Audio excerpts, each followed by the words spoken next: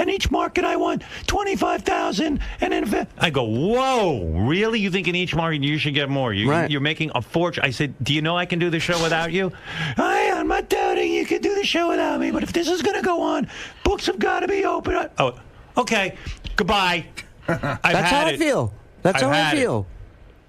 But Jackie and I never had the understanding that there was going to be a three-way split. Well, it seems to be the same thing here. Jackie had an understanding of what should be that nobody else did. Yeah, he had his own understanding. I swear. And he did. Fred makes more than me, Robin makes more than me, and I'm just in. And I go, you don't even know what Fred and Robin make. I don't know what Fred and Robin make. How would you know that they make more than you? I know. I go, you don't know. You don't know what Robin makes, and you don't know what Fred makes.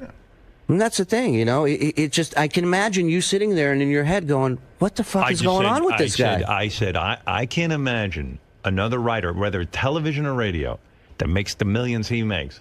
I'm talking about, like on Jay Leno's staff. Yeah. Jay Leno has 16 writers. I don't think any of them were making millions. I don't think on David Letterman, I don't even think his executive producer makes millions. I know comics who write jokes and send it in for his monologue how and much, get made $50, yeah, $20. $50. Yeah. That's what I said. Well, how about we pay you I'll pay you the best rate in the business. I'll pay you $50 a joke.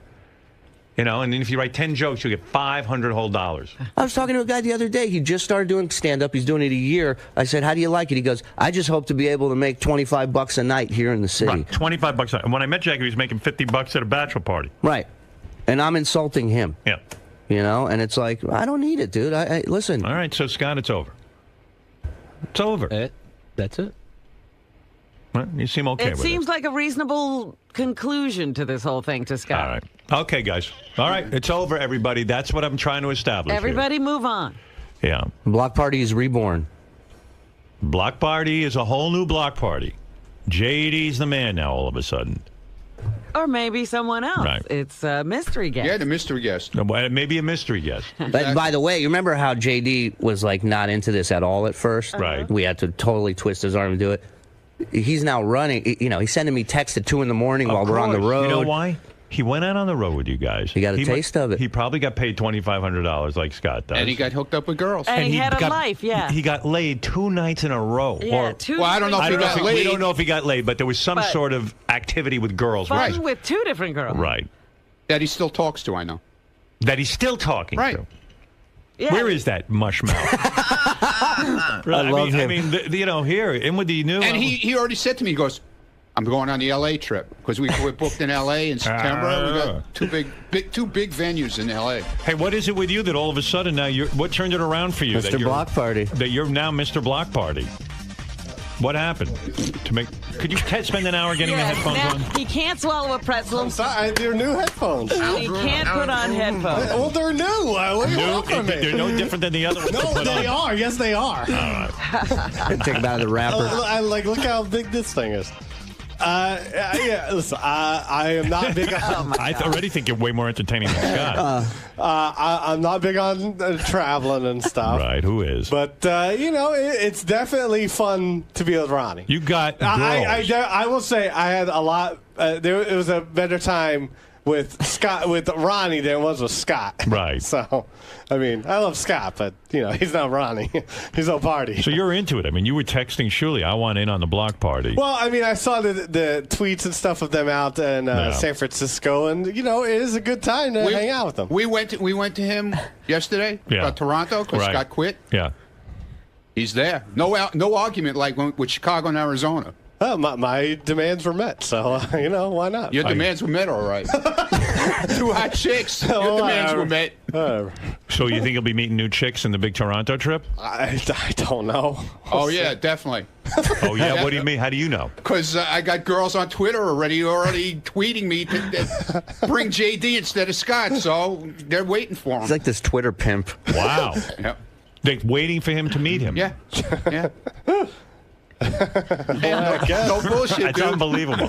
It's unreal. Howard, at one point I'm backstage. Ronnie and JD are on stage in Chicago, and there is like 20 chicks with their hands, like the Beatles, with their hands up running to the front of the stage. And I'm going, in what world do chicks run up to these two guys like that? Very surreal. Wow. Yeah, no wonder you want to be on the tour. It's all right. And you get money. Shuli, don't even pay him. Well, come on. Then I quit. Now, will he get what Scott got? Yeah. Absolutely. Yeah. Absolutely. And he'll get bumped up if we make more money. He's going to get bumped up just like I will and everybody else will. You'll have a girlfriend in Toronto, a girlfriend in Chicago, a girlfriend in, where was the other L.A., place? San Diego. And soon to be Jamaica. Well, I don't know about Jamaica. Oh, we got Rhode Island, we got Long Island, we got New Jersey. Yeah, Long Island's a little closer to home. That's all next month. Yeah. Do you know about any of these girls that want to meet you that Ronnie's talking about? Listen, He knows. He does? You know. How does he know? He keeps it quiet. He knows. He's so quiet. He can't talk. Look at this team. I mean, who wouldn't pay money to see these two? In a second. So you all set for Toronto? Do you know what you're going to do on stage? I mean, nothing with Ronnie. I hope he does this. I gotta say, when we get together backstage, Yeah. and we put things together just like that, boom, and You we guys do just it. sort of And we do improvise. it. Yeah. We do Well, I it. sort of go after Ronnie's lead. It is Ronnie's block party, so I just sort of follow his lead. There is sort of one thing that Can you imagine 10 years from now, JD's paying child support in 10 different countries? He's like ODB. that ain't happening. Why don't you eat a pretzel on stage? That was funny yesterday when you eat a well, pretzel maybe I'll and do then that. talk. He put shit in his mouth and let him talk. Eat a pretzel and read Ronnie's winter poem. Okay, here I am with a bag of chips in my mouth. Okay, now These are his impressions. I'm going to put my mouth full of watermelon and do sliced alone. Wow. It's crazy. All right. Well, good luck, boys, on the road. Well, And thanks, JD, man. good It's luck. all because of you anyway. So. Oh, Yes. there you go. Thank you. Could the Scott mystery guest... considers himself quite a We'll take, draw. can we Let me take- ask you the last hey, can we question. take you one weekend? No, I'll be the mystery guest. He's the mystery guest. Could the you mystery too. guest ever be Scott the engineer? Like, would that ever happen, you think? Like, all of a sudden he Yeah. shows up? Why not? Why It not? could be. All right. Wow, that'd be crazy. Can you imagine that now, instead of taking $2,500, He's getting he's nothing. going to sit at home and get nothing. And mow Right. the lawn. And then JD's going to have $2,500 plus Plus girls. chicks. Well, this is a big Jerry Maguire moment. He showed us. He walked out. He grabbed his goldfish. Yeah, well, you know what? He'll That's show right. you. Wait till there's a Scott the Engineer block party. Yeah, I love how everything's a joke when he gets busted for it. Right. You know, I was pranking you guys. He's a don't you comedian. The Black Cloud Tour. Yeah, it was just some fun and games. Because Ronnie heard about that he went to Sal and Richard Right. and offered that, and Ronnie was not happy about that. Right. No, I felt that. Yeah, he was undermining Yeah, it. really. I thought it was Yeah, really wrong. and he I could thought do it was with my you friend, if but I he guess really not. wants to do it. He could do it with you guys. Yeah. All right, guys. Thank you. All right, man. All right, Thank JD. you. Good luck, man. Thank you. How many girls do you have lined up from in Toronto? Like right now? Couple. A couple. Yeah, at least Two a couple. or three. Maybe three. Three. Maybe more. Who knows? You know, you don't know who's. There's a lot. I know It's there's a just lot of been girls showing announced, up in yeah. Toronto. Ever 'Cause since he I'm did getting- well on that ugly app, he's I see him on. No. What's that? Ever since he I did don't well wanna on that talk- ugly I won't app. talk about that. What, the ugly app? He doesn't like that. You know. I won't. I don't even Ugly bring app that beat up. out Angry Birds is number I one. know. Whatever. Good Yeah. luck to him. I hope he puts his kid through college. It's great. All right. By the way, Howard, I just want to tell you, last week when I fired Scott on the air, I got an email when I got back to my desk from Grillo. What did he say? Grillo wants on the He wants tour. in? The email said, I can do 5 minutes and I don't complain. Is Grillo someone you'd consider taking out on Why the road? not? We'd let him Really? go up and Grillo do hasn't 3, been 5 with the show minutes. for like 20 years or something. Yeah, well, you give it a shot. But he's associated, so it could be even like KC could end up on Yeah, the show. right. Yeah. Definitely for sure. Right. KC. Yeah, Oh, wow. absolutely. Doors wide open, man. It's like a variety show, this thing. King of All Blacks, you're on the air. Yeah, Howard, I think that the money is a distraction. I think that his wife told him that she wants him home on the weekends. And so I don't know. She's got to want money, too. I think she's probably angry about this. I don't know. You know, everyone used to blame, like when my situation with Jackie or something, they blame like Jackie's wife and stuff. But Right. point is, it was Jackie. Right. You know what I mean? Jackie had to have a brain in his head, too. Yeah, well, you got to No figure woman ever told me what to do in business. Yeah, you gotta I figured it figure- out for myself. the final you're not decision's got to be Scott. his, right? Well, at Hey, the end can of the I day, be a mystery guest? what's that? I'll be a mystery guest. Yeah, we don't have black people on the tour. Sorry. Thanks, King. Wow. That's pretty harsh. Yeah. You don't need the money, man. King of All Blacks could be on the tour. Absolutely. He doesn't need the money. He's got. I money. love him. All right. Thank you, King. All right, boys. Enough of Thanks, this. man. People write me letters. Thank you. Don't talk about Ronnie's block party. All right. All right. Scott, it's over, Johnny. He got hooked up with girls. My name's not Johnny. I'm sorry, it's over, Scotty. Well, I don't know if he got laid. This controversy sort of went out with a whimper. Well, what am I going to do? That he's still talking. Well, Right. Did any part of you think, let me just suck it up, it's extra cash, or your principles are just too strong this time? I have strong principles. I'm going on the LA trip. And you just figured that Shuli's doing some shady things behind the scenes, maybe with that Sequoia character as well. And there's a huge lack of trust for you. What happened? Listen, I don't know what was going on, but they wouldn't tell me what was going on, so I don't know. So obviously, I don't know what was going on. You know, and when somebody doesn't want to tell you what's going on, then they already put suspicion on themselves. So they are. Yes, they are. I don't know. I don't think I was asking for a lot. In other words, well, it all just backfired according to everybody else. But I mean, you know, if I asked for equal, which I thought I deserved, I thought we all deserved equal, then we could make $10 one weekend, and then I'd be out all that money. That was kind of a gamble on my part as well. So I don't see where I'm doing it for the money. I'm walking away from all that money. So I guess my principles are too strong. Right? Are the Jackie comparisons unfounded? Do you believe that they're accurate? Forget Jackie. All right, they have nothing to do with it. He didn't have an agreement with Howard. Howard had nothing to do with it. I thought I had an agreement with these guys. I thought we were three together in this. We promote, we do, you know, nobody does more than anybody else. Shuli goes out for more, 15 minutes more on stage than me and Ronnie. I don't know. I don't see where the comparison is. We're on the road the same amount of time. We're at the venues. We're at the meet and greets. I don't think anybody does any more than anybody else. We do all the promotion. We do it all here. I don't understand where one person thinks he deserves more than another person. Okay, we all did equally. So that's a problem with me. So I don't understand that. That's all. Plus, your phone charges have to be through the roof with all the roaming. The data use. Oh my God! I got to use my phone. It's wear and tear on the phone. I'm going to have to get another phone. I mean, really, they don't pay that expense. Scott, in all seriousness, how many hundreds or thousands of dollars away are you guys from an agreement? Like, how much could he throw at you? It's not a lot, and I'm trying to tell you, it's not the money. I'm trying to tell you that it's not a lot. So it's just a point of me being fair. It's just about being fair. About justice. So I don't think they were being fair, and that's the American way. If that is my fault, I mean a fault of mine, that I wanted things to be fair because I thought we started this together and we built it together. All of a sudden, somebody decides, hey, we're making a lot more money. Let me go in the cash register before everybody gets to count it. And I think that's what happened. So, you want to come and discuss among us. All of a sudden, you're giving yourself a raise. I don't know who made him boss anyway. So, whatever. That's the way it is. And they don't, want to talk about things. They, want to go ahead, like I said on the air, they book things without me knowing. Scott, we're going to prop you up, and you have to be here, and you have to be here, and you have to be here. I don't work for him. I thought it was like we worked together. All of a sudden, he was the boss. That's not going to happen. I don't work for him. So, if honesty and integrity are wrong, then you don't want to be right.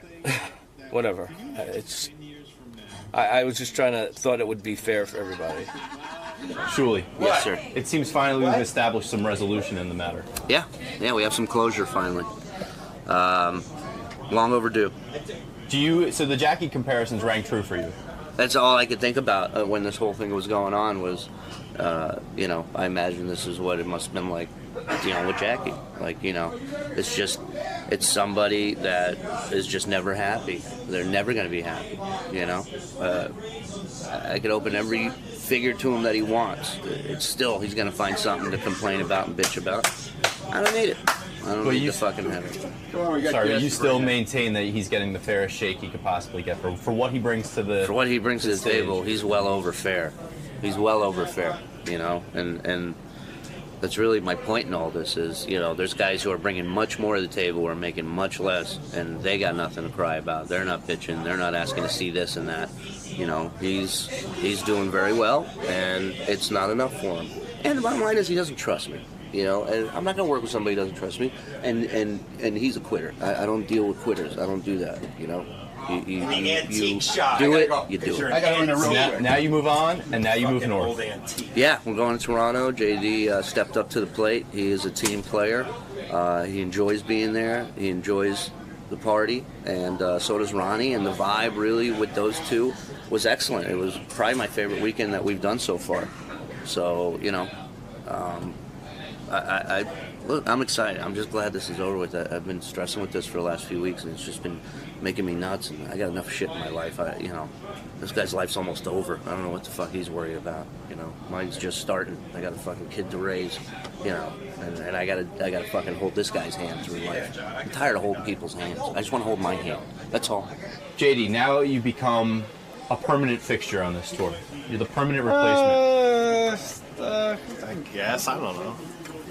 Your first few forays into the block party world were extremely successful. Do you feel pressure to maintain this success? Of course. How do you plan on combating that's almost that's probably the one of the reasons why I'm a little hesitant to go out and do all the shows, because then I put pressure on myself that if they don't sell out, then I'm like fucking or something, you know what I mean? So if they're not a success, in your wildest, feel terrible. Nearly 10 years ago, you started here as an intern. In your wildest dreams, did you ever see yourself being a money-making act on the road? No, I did not. I still don't. I don't. You know. We'll start to believe it, mister, because it's happening. I guess. Ron. Yeah. Let's talk block party. Let's talk it. Let's talk future. All right. Finally, some resolution for your boy Scott. Not the one you had hoped for. I'm not happy about it, believe me. I don't know if he believes me, because I know he doesn't trust Shuley. So I don't even know if he trusts me, to be honest with you. You can't work in an environment like that when you don't trust somebody. I don't know how he, you know, whatever. Shuley told him he makes more money than him. I don't understand it, but I tried. I tried to talk to him yesterday, alone with me and him, and he's just got this thing in his head now, and that's it. And I think, to be honest with you, I think he's sorry. I don't know. I'm not sure, but I don't know. I mean, I'd love to see it turn around, but right now for the Toronto trip, they already booked his plane ticket. We took a hit. We're going to lose money because of him not coming now, because they already booked his plane ticket. So he gets his plane ticket. You know, it's good for a year, you know, and he does what he wants with it, but we're the ones that have to pay for it out of the money from the weekend, you know, so I'm not happy about it, but the show must go on, as they say, and we'll you know, I like the idea of this mystery guest thing, you know, bringing different people on the tour, let fans see different people from the show, be great. We could even bring Penthouse girls that have been on the show. We could bring Rick's girls that, you know, that have been on the show. We could bring, you know, anybody who's associated. We could bring as a mystery guest. I think it would be cool. Are Scott's fears and lack of trust justified in your opinion, or is he just being completely over the top? Dude, and I'm being totally honest. If I cared that much, I would be in the same position, asking to see breakdowns and all that shit. I mean, my name is on it, okay? Plain and simple, it's the Ronnie Munn Block Party. But to me, this is, it's fun. I'm not looking at it as a fucking business like the way he's looking at it. I'm looking at it. You go out on the weekend, and like I'm telling you, you've been to our block parties in the beginning. Even in the beginning, when we weren't selling shit tickets, people still came to see us. They were thrilled, right or wrong. You were there. And they, Rob, the other camp, he goes on our road trips with us. He could tell you, man, people, they love seeing us. They love sitting there. They love taking pictures. They love hanging out. They love having a drink with us. They love the show, even though, you know, sometimes it's a train wreck, but whatever. People love that we come.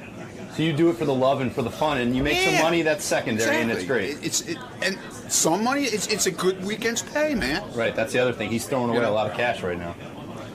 I don't understand it, but you'll have to ask him. You can only lead a horse to water. You can't force him to drink. I tried to make him drink yesterday, but it didn't work, obviously. He's got this hang-up with Shuley, man, about money. He's acting more like a big bald mule than a horse. Well, what can I say? The show must go on, and it will. Yeah. We got, you know, JD's coming to Toronto.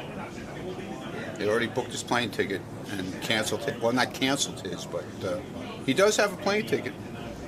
You know, got that going for him. He's got a flight credit. Yeah, he's got a flight credit on Air Canada. I'm late. I'm exactly on time. No, you're not. You're late. I'm exactly on time. What's up, Norm? Man. How are you? Good, man. How's it going? Oh, sweet, man. You're a little late, man. Well, you're walking backwards with a camera. You're one to talk. What's going on, man? Nothing, man. Just relaxing with Brian here. My lover and best friend. What's up, man? Hey, man. Brian's my lover and best friend. That's what you're going to be talking about today? Yeah, don't you want to talk to him? Well, why were you late today, man? I'm not late. Howard says you're What late. time you got? 8:45. What? I think you're booked for 8:30. 8:30? All time is relative, as Einstein said. All right, well, tell it to Howard. Norm Macdonald is ready to go. He is here. He is formerly from Saturday Night Live. He has done sitcom television. He is a stand-up comic. He has also done films. Movies, yes. He's working on the latest Adam Sandler film, I think. That is correct. He is in production on the latest Adam Sandler film. Norm Macdonald. Look at him. He also banged Elle Macpherson. We should mention that in his credits. I was giving out all your credits. Hey, man. What's up, Norm? Hey, Norm. How you doing, man? man? Hey. That's Swine right. flu. What the? What do you think about the swine flu? You mentioned swine flu. We just fist bumped, obviously, because What? you know. I can't hear you, man. My cans. Something wrong with my cans. You can? The volume. Hemorrhoids? Oh, you mean the headphones? Yeah, I thought man. you said Aren't there's something you wrong on with your radio? can. No, there's nothing wrong with my cans. What am I, Mamie Van Doren? Where's my... Can I hold on a second. Can I quickly get someone in here to help out Mr. McDonald? The volume might be right there. You see volume control? Well, wait. Let's get a professional like Scott the engineer in here. Hey, man. Hey, Ryman, what's up? I couldn't see you in your glass booth. Baba Booey, please. Can you hear now? Norm, can you hear? Yeah. All right, good. Are you a regular now on the show? Yeah, Thank listen, God. man. Yeah. I was, I don't know what's wrong with my manager or agent. Yeah. Yes. But I'm doing Caroline's, this goddamn nightclub, right? Here, you're chewing gum. Spit out your gum. That's not gum. What is it? Oh! What is that? What was that? I don't know. You said to spit it out. Oh, that was not a gross. gum. Oh, you fucker. But listen. Get over here and pick that up. You told me to. I thought you were chewing gum. I'm not chewing gum. Norm just hocked yellow loogie. What's the yellow loogie? Oh, who knows these days? Could be swine flu. Smoking. Norm, I'm not Do you touching that. smoke? That's Well, I don't disgusting. want That you looks to like touch it it. I don't looks like even you know have why an you illness. wanted it in the first place. But listen. Artie, right there. Get another tissue and pick Thanks, it out. Artie. Artie's a man's man. Artie, throw it I'm down Norm's the toilet. Baba Booey. I'll get Oh, Artie, careful. Careful. Now, if you all go down, Disgusting. I'll All right, be we the got it. only one left. Take the garbage out of here. Quickly. Wait, hold on. He's going to take a picture of it. What was that came out What of is your wrong mouth? with you guys? You just spit up yellow stuff. I don't know. My doctor says I'm more virus than host. No, but listen. Norm's actually a great host. Are you ill? No, I'm fine. You're really Listen, okay? I'm doing Caroline's, right? Great. Wait, Artie's hair's starting to fall out since he touched that tissue. It was at his own flowing. hair. It was flowing out well Now before. you need a hazmat suit to go in. Norm, first of all, it's Norm, good you're playing to Caroline. Norm, it's good to see you. Yeah. I was going to ask you about the swine flu. Yeah. Are you nervous about that? When you hear these warnings, do you take precautions or you don't even care? I am worried about it at first, and then I remember, you know, when I was a young boy, I remember AIDS came out. Right. And they said, everybody's going to get AIDS. It doesn't matter if you're gay or straight. I remember that. You're going to get AIDS. So Right. then I thought, oh, I got AIDS because I was with a lot of ladies back then when I was a kid. Do you used to get checked? Huh? I got checked one time because I was and I thought for sure I got AIDS on account of, they said in Time magazine at the time, I remember because it was like 1980, they said by the year 1990, every dude will have AIDS. It doesn't matter if you're gay or straight. It was true. And then the whole thing kind of just Went away. That's it, yeah. Turns out you had to be gay. You had to be gay. Right. And fuck without contraception. Or do needles. Right. So you're not worried This is about the way I feel, right? it. Right. AIDS is cured. Like, Right. let's say they said, hey, we found out what cures lung cancer. don't get fucked in the ass and don't do needles. For you, it's cured. It's cured, right? You're never going to get it. Yeah. You're not fucking in the ass. Yeah. Your fucking in the ass days are over. Oh, what? All right? That's it. I remember back in the wild 80s. How are you doing? Man, so Caroline's, right? Yeah, go ahead. They get all mad at me. They go, hey, man, like, because I always want to do press, right? So I go, well, I'm doing Stern and I'm doing Letterman. That's good enough. Yeah, good Lord. They go, well, you got to do this AM New York. I go, what the hell is that? It's one of them free newspapers they hand out in the street. That's crazy. You know, Mo Howard used to take calls from 16-year-olds in order to do publicity for the Three Stooges. He was addressing high school. We've become more sophisticated. I got to figure, Caroline seats how many people? I don't know, a couple of hundred? Oh, yeah, between Letterman show and this show, you should be able to dig up enough bodies to go in there and do the thing. I think it sells itself. When are you doing Letterman? Today.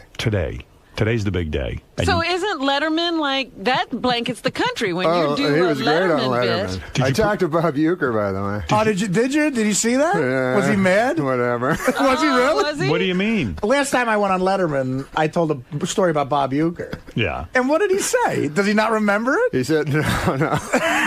Was it a bad story? The story is... don't tell the story. Don't like. I don't care. Bob Euchre's 90. I don't care if he's mad. I love Bob Euchre. No, he wouldn't know it from this show. How do you know Bob Euchre? Well, that's part of the story. Yeah, that's part of the story. Norm did a commercial with him for light beer. Okay. So it was when we were doing the Norm show. So he invited Norm out to spring training in Phoenix, Arizona, and said, "Look, man, come the fuck out to Arizona, man."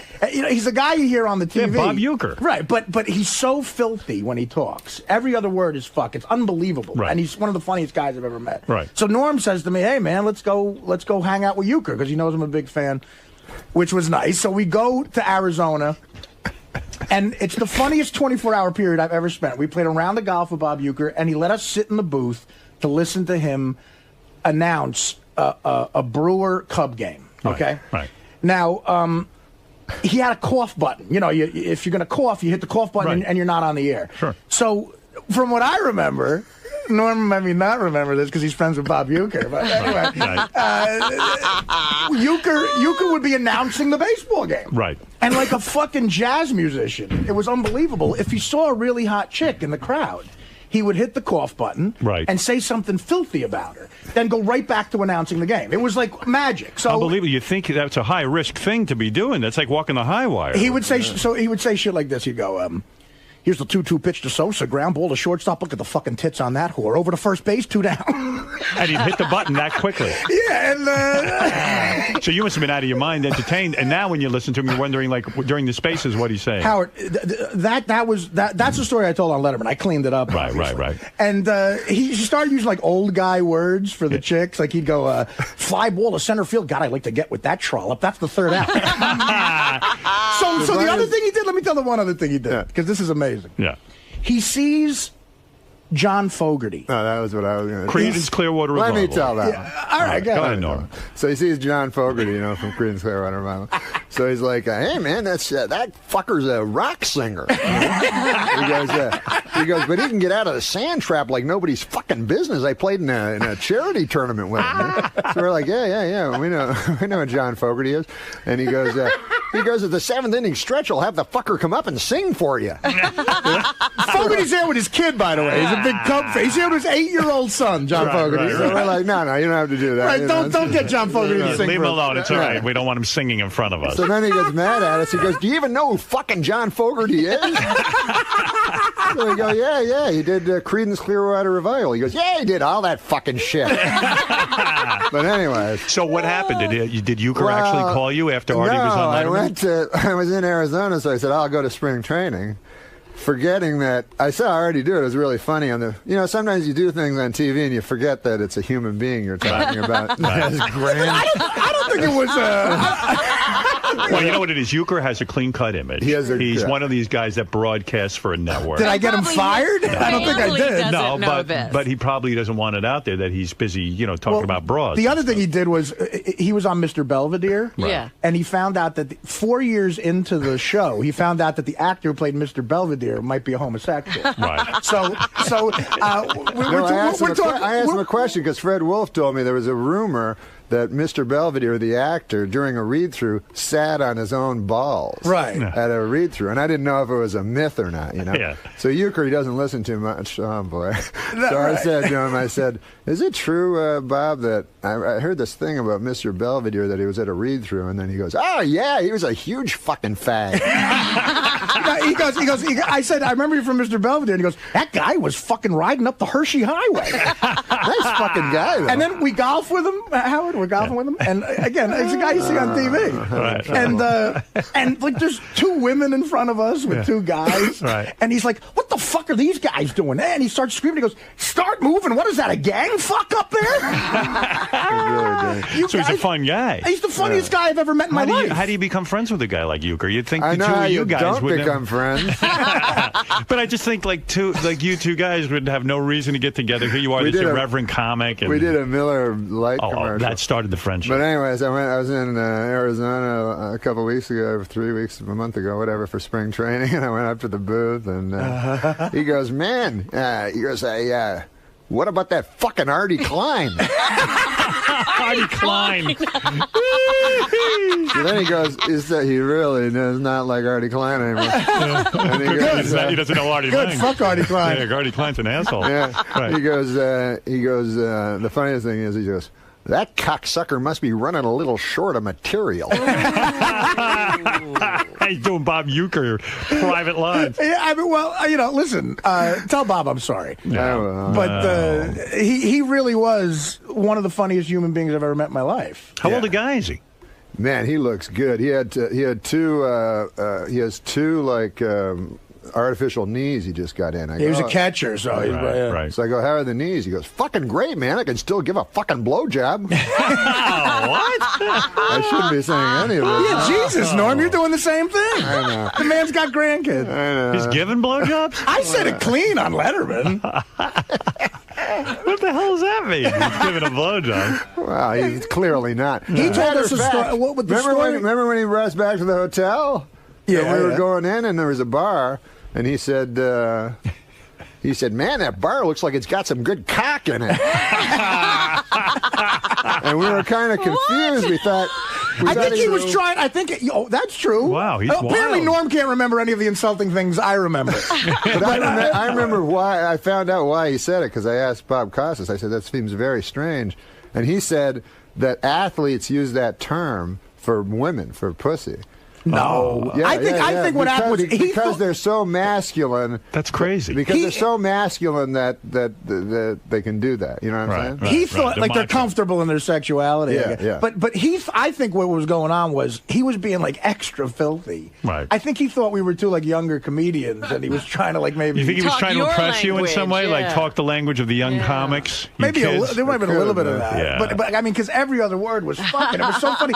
He told us some of the most amazing stories about old baseball guys. Right. That what did he played a Billy trick? Martin. He played the bag's on you. He played a trick on Don Drysdale, this old pitcher. Yeah, I don't know. I know Don Drysdale. Everybody knows Don Yeah, you know what? Drysdale. As a matter of fact, I can't even tell that story. Tell that story, don't no. tell It involves Frank Sinatra and a kidnapping. He goes, but I don't know. That's fun stuff. Yeah, he was the best. I loved him. I'm sorry he doesn't like me anymore. Well, Artie Klein, he doesn't. Yeah, he likes. Artie Lang, the comedian, he likes. I'm sure he'll appreciate Norm's. There's a lot of cock in that bar. Me and Norm could not stop doing. To this day, when we call each other, we have to do Bob Euchre for 20 minutes. It's so great. That's great that he even got to see the appearance and hate you. That's wonderful. I'm glad someone told him about it. Did you see Mel Gibson's wife? Yeah. The one he's divorcing. Yeah. Robin. I just read this in the Inquirer. It's saying that he's been paying her $1 million. What is it? A month. To keep her mouth shut, that they were separated because he was afraid the Catholic Church would excommunicate him if he found out he was getting a divorce. Like it was that, he's a real religious freak. So he started giving her $1 million a month. He's already paid her $130 million. This is not even about the divorce, just to keep quiet. Oh. What a payday this broad's getting. Well, Isn't that great? hey, he's the one with the problem. Don't blame her. Is he allowed to get divorced?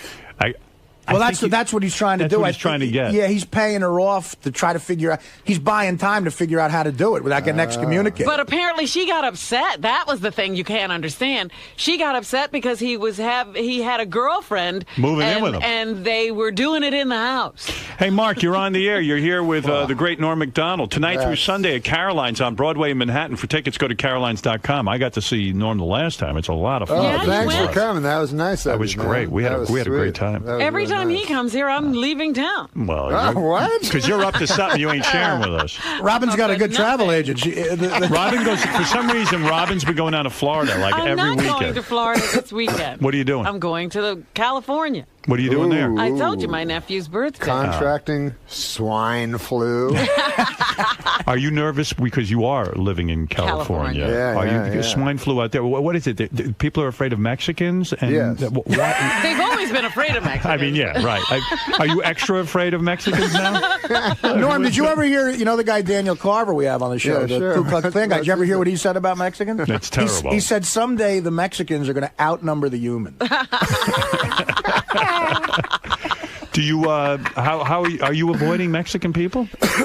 I see a lot of guys with masks on the airplane. It's not a good look. Is that right? People are wearing masks on the airplane? Oh yeah, I have no idea why. Oh, what are you doing over there? What's going on? I did that as a joke. Okay. When me and Norm were rehearsing, we had to rehearse the film Dirty Work. I don't know why, but we did. And so I just met him, and I play like his best friend. So we're in the Four Seasons in Toronto. And the chick in the movie is doing her dialogue with Norm, and she's got to be charmed by him and everything. Right. And Saget is walking us all through the scenes. He's the director, right? And we're walking through, and Norm and the girl are trying to have charming conversation. And right in the middle of the girl saying "you're cute," Norm hocks a loogie and spits it on the wall of the Four Seasons Hotel, like banquet room, and the thing starts dripping down. The girl was mortified. It's cultural. Do you? I'm Canadian. You have anger in you, don't you? Anger? I mean, no. That's an angry thing to do. Oh, no. It's just an expectorant. Yeah. There was a girl who had some sort of... Do you know about this girl? She's mad at you. She was on the Greg Fitzsimmons show. Did you hear anything about this? I know Greg Fitzsimmons. Yeah, Greg does a show for us, and Greg was interviewing some girl, and she was going off. I know who it is. What's the girl's name? Me and Norm have worked with her before. That's why he's going to laugh when I say the name. Laura Keitlinger. Hates your guts. Did you know she hates you? No. Oh, my God. Do you want to hear the clip? Sure. All right. Wait, hold on. Wait, I was going to take a phone call for you, but... I got to play this for you. I think I know her. She's a writer? She's a stand-up. Yeah, stand-up and a writer. Where is that clip? I don't even know. Gary Page 2, first column in yellow. When Dirty Work came out, Comedy Central had a show called Canned Ham. It promoted movies, and me and Norm did it. Oh, she hosted. And she was the host. You and she like her, right? But she seemed fine. You have no problem with her. She was on SNL, too. Hey, listen to the comment on this, if you will. By the way, can I interrupt your old friend, Norm Macdonald? Did you guys write together on... He's not a friend of mine. Roseanne, right? Well, I was just using it loosely. Now, you had a reaction just now to Norm Macdonald. Not a friend, not a fan. You worked with him, though. At Saturday Night Live. Roseanne. No, I missed him at Roseanne. Well, I came in, and he was supposed to be the my guide through SNL, and it turned out that he is a shit stirrer. He's just busy pissing in a bucket in front of people. Well, no, he loves to pit people against each other. He used to find articles where somebody said one thing, and then he'd stand in the doorway and laugh. He'd find an article where Janine said something about Adam, and just create all this havoc. So it's funny that you said that, because he's probably one of the few people I really don't like. Yeah. Norm is someone who really sticks out. Well, to you. because it was such a kind of a vulnerable time, being because it was the first time I'd ever done live TV and stuff, and he really, and for all of us, really kind of made it difficult. Wow. I've never heard that about. Everyone loves Norm Macdonald. I barely remember Laura from the show, except for her hit characters, obviously. I don't even know who she is. But she's very talented. She makes Morwena Banks look like Gilda Radner. But no. But I do remember that specific thing she's talking about, because Janine used to go to the press and badmouth the show. Janine Garofalo. Janine Garofalo used to badmouth the show. Shows on the press. So I go, hey, Adam, what the fuck is this? Like Janine's saying your shit and stuff like that. And what's wrong with creating conflict? I don't know. I think you probably upset you. I mean, you are a cast member. I don't think that's me creating conflict. That's Janine creating conflict. Also, Adam was a friend of yours. And Adam was my friend. Right. Listen, I didn't hang around with the ladies on the show, for God's sake, you know, in the first place. You didn't? What were you going to get off them? Yeah, I mean, isn't it weird? They're alleged comedy, although I like Tina Fey, you know. You had a look of surprise on your face, even when this woman said, well, you know, Norm was supposed to be my guide through Saturday Night Live. Guide? Did anyone inform you that you were her guide? No. There was no such mentoring program at Saturday Night Live, was it? No, she came in directly after me, so I wouldn't be her mentor? Yeah, I'm not going to guide any lady through comedy. That would take me, first of all, I'd have to figure out how a lady could do comedy. You know? And then I'd have to...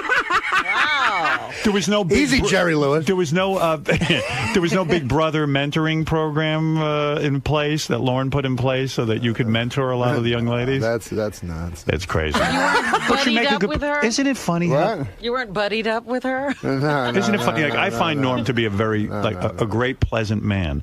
And really, isn't it funny? And usually, worried about, how people feel about him and whether he's offended anybody. Really, Robin? Yeah. No, I remember that one thing because because Sandler was my buddy. And that was sort of a famous thing, too, and there were other people who were way pissed off at that. Yeah. Well, you make a very good point. You're saying, wait a second, Janine Garofalo goes around bad-mouthing the cast. Yeah. And I'm the one creating conflict. Yeah, by reading the newspaper. First of all, that's a Janine Garofalo move. Like, she's someone who will say... studio movies are bullshit, and it's hacky and stupid. I'm above that, and then be in every shit studio movie, right? And like insult Uma Thurman for like being in them as well, So you're working on a new Adam Sandler movie, right? No, I you're not. thought you're in the new I'm in one. it. Yeah, I thought you said I'm working. Oh, you're not doing any work. No, that is I'm working. It's not work. No, yeah, we're going to. I thought you meant. I'm sorry, I was confused. No, yeah, you are going to doing a Sandler movie. Yeah. Now, what is this going to be? I hope that they use you properly. Listen, I did Billy Madison 15 years ago. I did so well, they're asking me back. You ever hear that one? What is the movie going to be? You ever hear that one? Yes. Yeah. Where are you going to play? Where are you doing That's what this? those old dudes say. When you did ever hear you- that one? You're too young. It's generation. You know all the old ones. You know the new ones and the old ones. Do you? That's what Jack Warden played our father in Dirty Work. Right. And he was the greatest. What about when Trailer Howard said his friend was in the, remember? Trailer Howard was my friend, worked with you. Oh, yeah. And you're right. The chick in the movie tried to relate to Jack Warden. Right. Said, my friend was a co-writer on a movie you did, and she named the movie. It's like the 180th movie he's done. He's like, I don't know who he is. I don't know what you're talking about. And one time, Saget gave him acting notes, which was the most embarrassing. There's a scene. Jack Warden is in bed. He's playing our father, and he's doing everything perfect. Right. And Saget gives him, he goes, I have just a couple of notes, Jack. And me and Norm look at each other like, Norm wanted to strangle Saget. So he whispers something in Warden's ear, and Warden's being very polite. Yeah. And then Saget walks away. This was the movie that should have come out. Right. So they're about to yell action, and Norm said to Mr. Warden, he said, Jackie, are you okay? And he goes, oh, I'm fine. I just want to concentrate. I don't want to forget my notes. But every time Jack Warden would tell us something, he would start up a story like, did you ever hear this when a guy comes up to you, hey, he would punch you in the face. Yeah, he was an old school guy. You guys remember these guys? Hey, Norma, you were when he first came into the Dirty Work, I was sitting there with the producer and Saget or whatever, and he would come in like the fourth day of the show, and he came in and he was like, hey, how you guys doing? He goes, hey, listen, I'm excited to meet this Norm Macdonald kid. And I was sitting there, I was very embarrassed. Right. He goes, I'm very excited to meet this kid. I'm a big fan of his, when's he going to, so it's really humiliating, I had to say who I was, He goes, when's he going to come around? When am I going to meet him? I got you, you fucker! I got you, you motherfucker! Hey! See what I'm doing? Yeah, he got me in a head. When Don Rickles showed up, he went up to Saget. This is 6 o'clock in the morning. Right. And Don Rickles is Don Rickles. He's Right. all that energy, the nicest guy. He goes up to Saget in front of everybody and says, Bob, listen, I was talking to Martin Scorsese. I said, Marty, Bob Saget's directing a film. The man grabbed his chest. He said, what are you doing directing a movie? Go back to the video show. A cat shit his pants. Get a fucking check. You're a Jew. What are you doing in Toronto?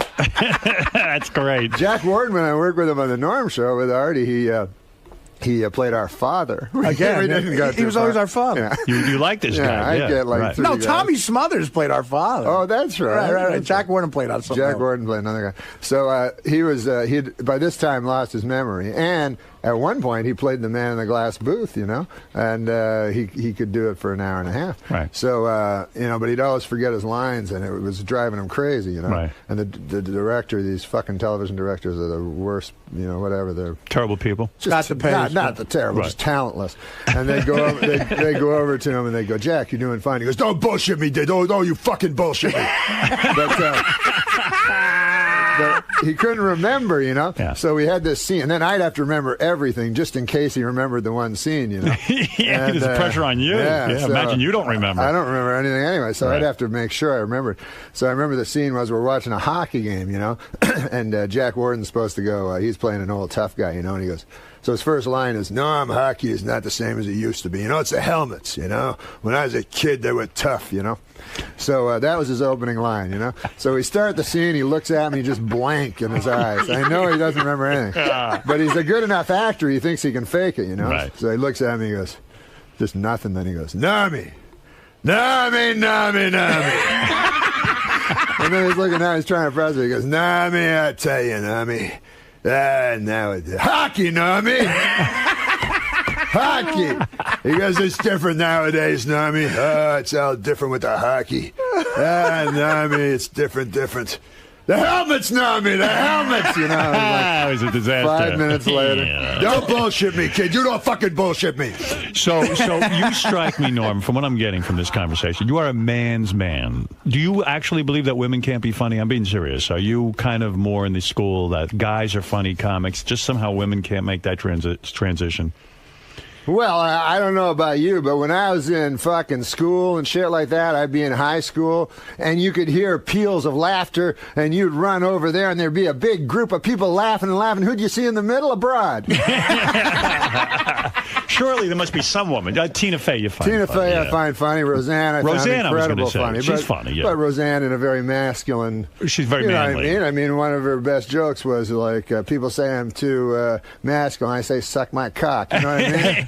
Yeah, that's good. But there's actresses like Madeline Kahn and people like that. Yeah, I'm not talking about that. I'm talking about stand-up comedians. It's hard what about to find. even Laurie Metcalf? Laurie Metcalf is fantastic. Unbelievable. There we go. All right, so you're finding a few that you like. Yeah. Fantastic comic actresses. Right, yeah, right. Fantastic comic actresses. Stand-up comedy is a different kind of thing for some reasons. Yeah. Why do you think it is that guys are only funny in that? What is it? What is the secret? Is it the penis? I mean, what is it?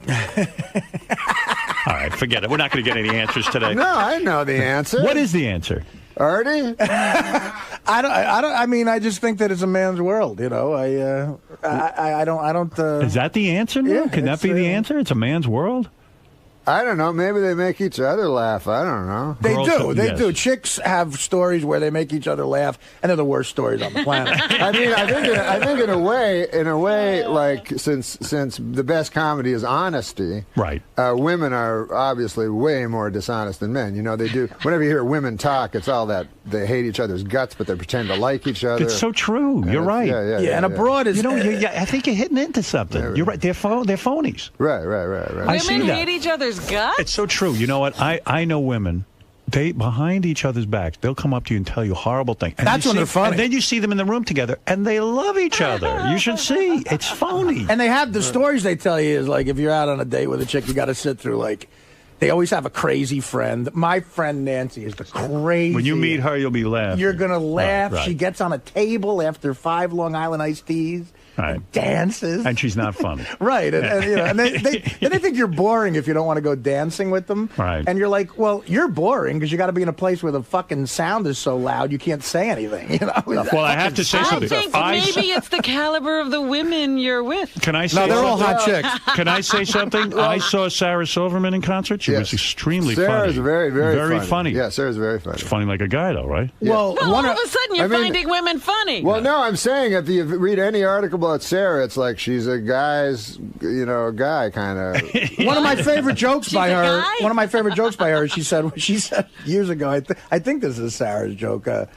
I blew a Mexican last week, and I've had the shits for 3 days. I mean, that's a joke a guy would come up with. But she wrote it. I understand. Yes, but she talks. Norm's wrong. I understand. But she talks in a man's voice. She doesn't talk in a woman's. She's not captured a woman's voice. All right, whatever you say. Robin, right? He's an expert. See, Norm Macdonald. I will say this. Man, I'll say this about Norm. friends? Norm is one of the best friends I've ever had, though. Oh, thank you, Artie. No, he really is. I mean, like, I could hang out with. believe you. I could hang out with Norm. Because you don't have a vagina. Well, and talk and laugh, and I mean, I don't think he's such a loner, you know. I mean, I think. No, he likes guys. Yeah, but I think he just enjoys funny people who like hanging out and talking. Norm, there's so much more to learn, but I have to move on. There's very few friends. I would be your friend, but you're. Some. You never call me. I'm you Howard's don't ever friend. want to hang out I know with me. you're Howard's you friend. could be his friend, and he's a great friend. I would be a good friend to you. Just don't bother me. He just won't answer you. Yeah. See Norm Macdonald tonight. Now, is that your way of saying beat it? Well, beat it. We just did an hour and a half, pal. That was no hour and a half. Yeah, What hour more and a do half. you That want? was a fucking hour and a half. That was a full concert. Fucking hour and a half. You dumb fuck. You were here so Fucking long, people don't want to bags see on you, you. Caroline. No, tonight. after a Bags while, on you. Listen, we get tired. this is what we do, man. We create a show called The Bags on You. Right. And then Bob Uecker comes out at the start and goes, hey, man, remember that fucker from Saved on the Bell? Yeah. And we get him. He played the fucking guy anyways. He's going to fucking come, and he thinks he's coming for a goddamn audition, but meanwhile, we're going to fucking rape him. See Norm Macdonald tonight through Sunday. Caroline's on Broadway, Manhattan. For tickets, go to carolines.com. I love you, Norm, and I love when you're here, and we'll be back right after these words. Norm Macdonald. Right off the bat, you kind of freaked Howard out with that, hawking off that loogie. Well, he thought I had gum. He said, "Get you that didn't have out." anything in your mouth? I guess I had brown hot virus. And what'd you do? You threw it at him? And you threw it in his direction? No, I didn't throw it in his direction. You're misrepresenting everything. I tossed it because I realized it was hot with virus. Could have given yourself a sickness. Brian is a germophobic. Definitely a germophobic. Norm, absolutely, you gotta be. Why? What do you got? What do I got? Yeah. Well, I don't have any disease, unless you consider feline immune deficiency syndrome a disease. All right, pal. Respect. Yeah, I have FIDS. You know what that is? No. My cat had it. It's AIDS for cats. It's called FIDS. And the funny thing about it is, it has the same incubation period as AIDS. All right? Uh-huh. So it takes you like 9 or 10 years to die, but a fucking cat only lives 9 or 10 years. So really, so is it really a disease? If you're going to get immune deficiency syndrome, it's better to be a cat because it really only shaves the last couple of months off your life. But why do you keep sticking a camera in my face? It's my job. Hoping I'll say something. You're saying funny shit. All right, man. So you had a good time today? It was fantastic, man. I always love being on Howard Stern. He's the best. Love Artie. Love Fred. Love Robin Quivers. Love everybody here. Why did you date her? What? Why did you date her? Why did I date her?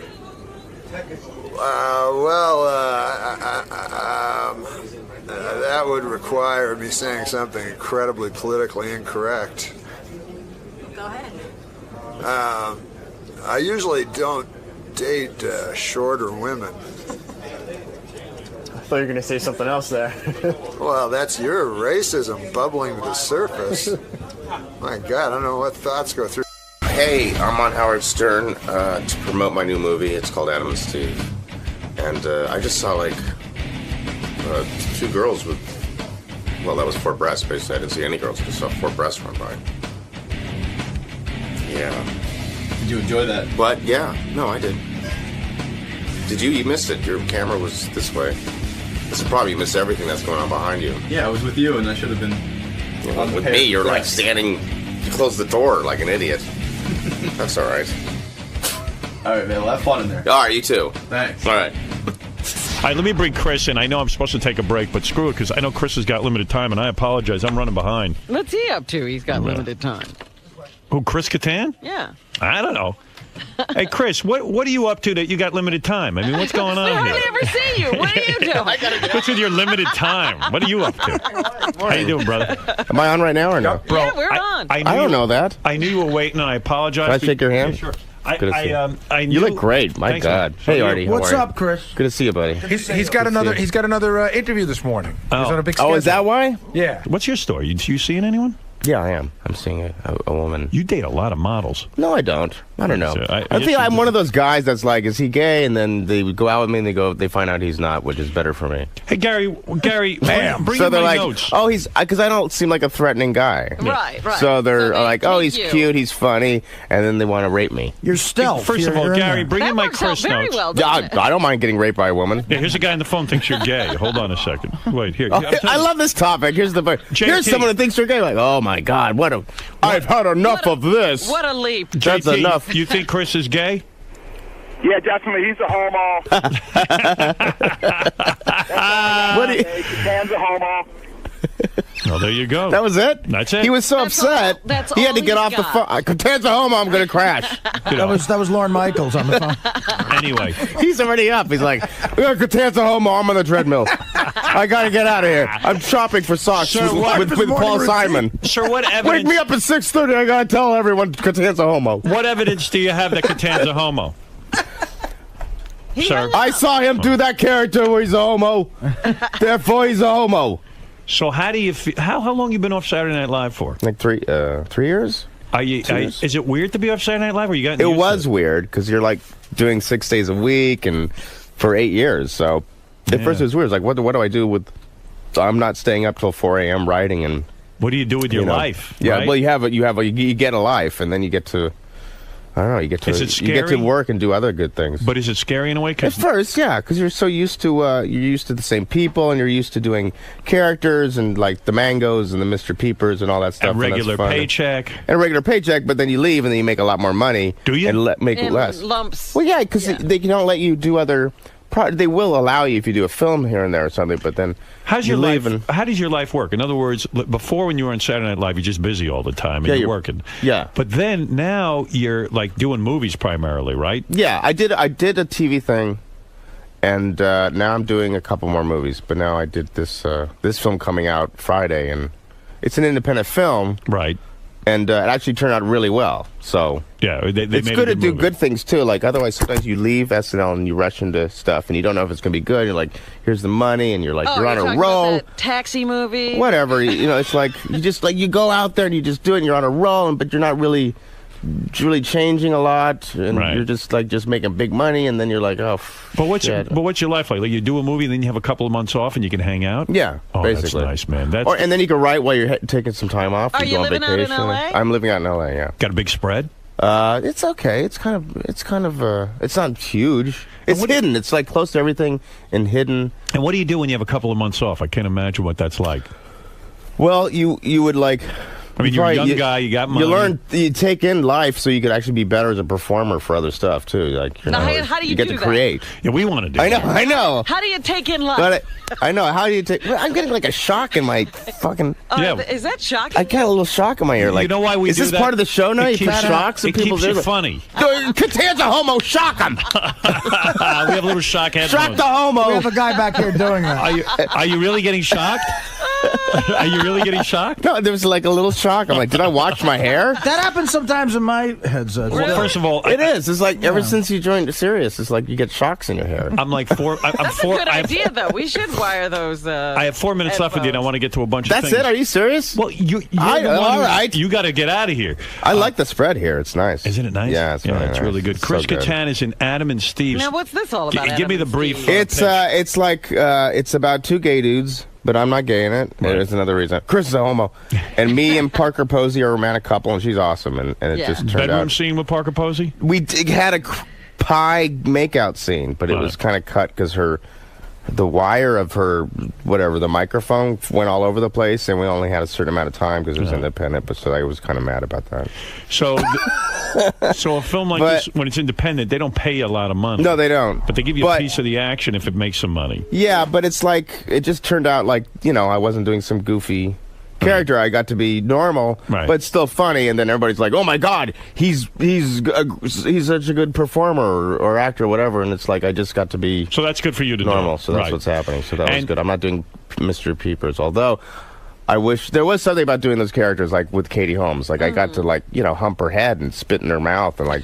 Now I'd be like attacked by the cruise people. You would get great. Cruise would be like, get the little homo. You would get great chicks on that show, and you could, as Mr. Peepers and your characters, you could climb on them. You could make out with them. Yeah, I got to like swat spit with Charlize Theron and slap J-Lo's butt and like all because you're doing a character that they're like, I want to do that character. I'm like, all right, fine. Yeah, we're gonna make out with you now. Yeah, exactly. Can you ever bang a guest host when you're on Saturday Night Live? Do they get so taken up with the week and the work? I don't talent. I didn't hear a lot of stories about that ever happening. I think like you never got there that. Are a couple. I made out with one or two or something. What'd you get? Come on, give me. I can't. Oh, brother, come on, give me. Who I can't. There was like flirting.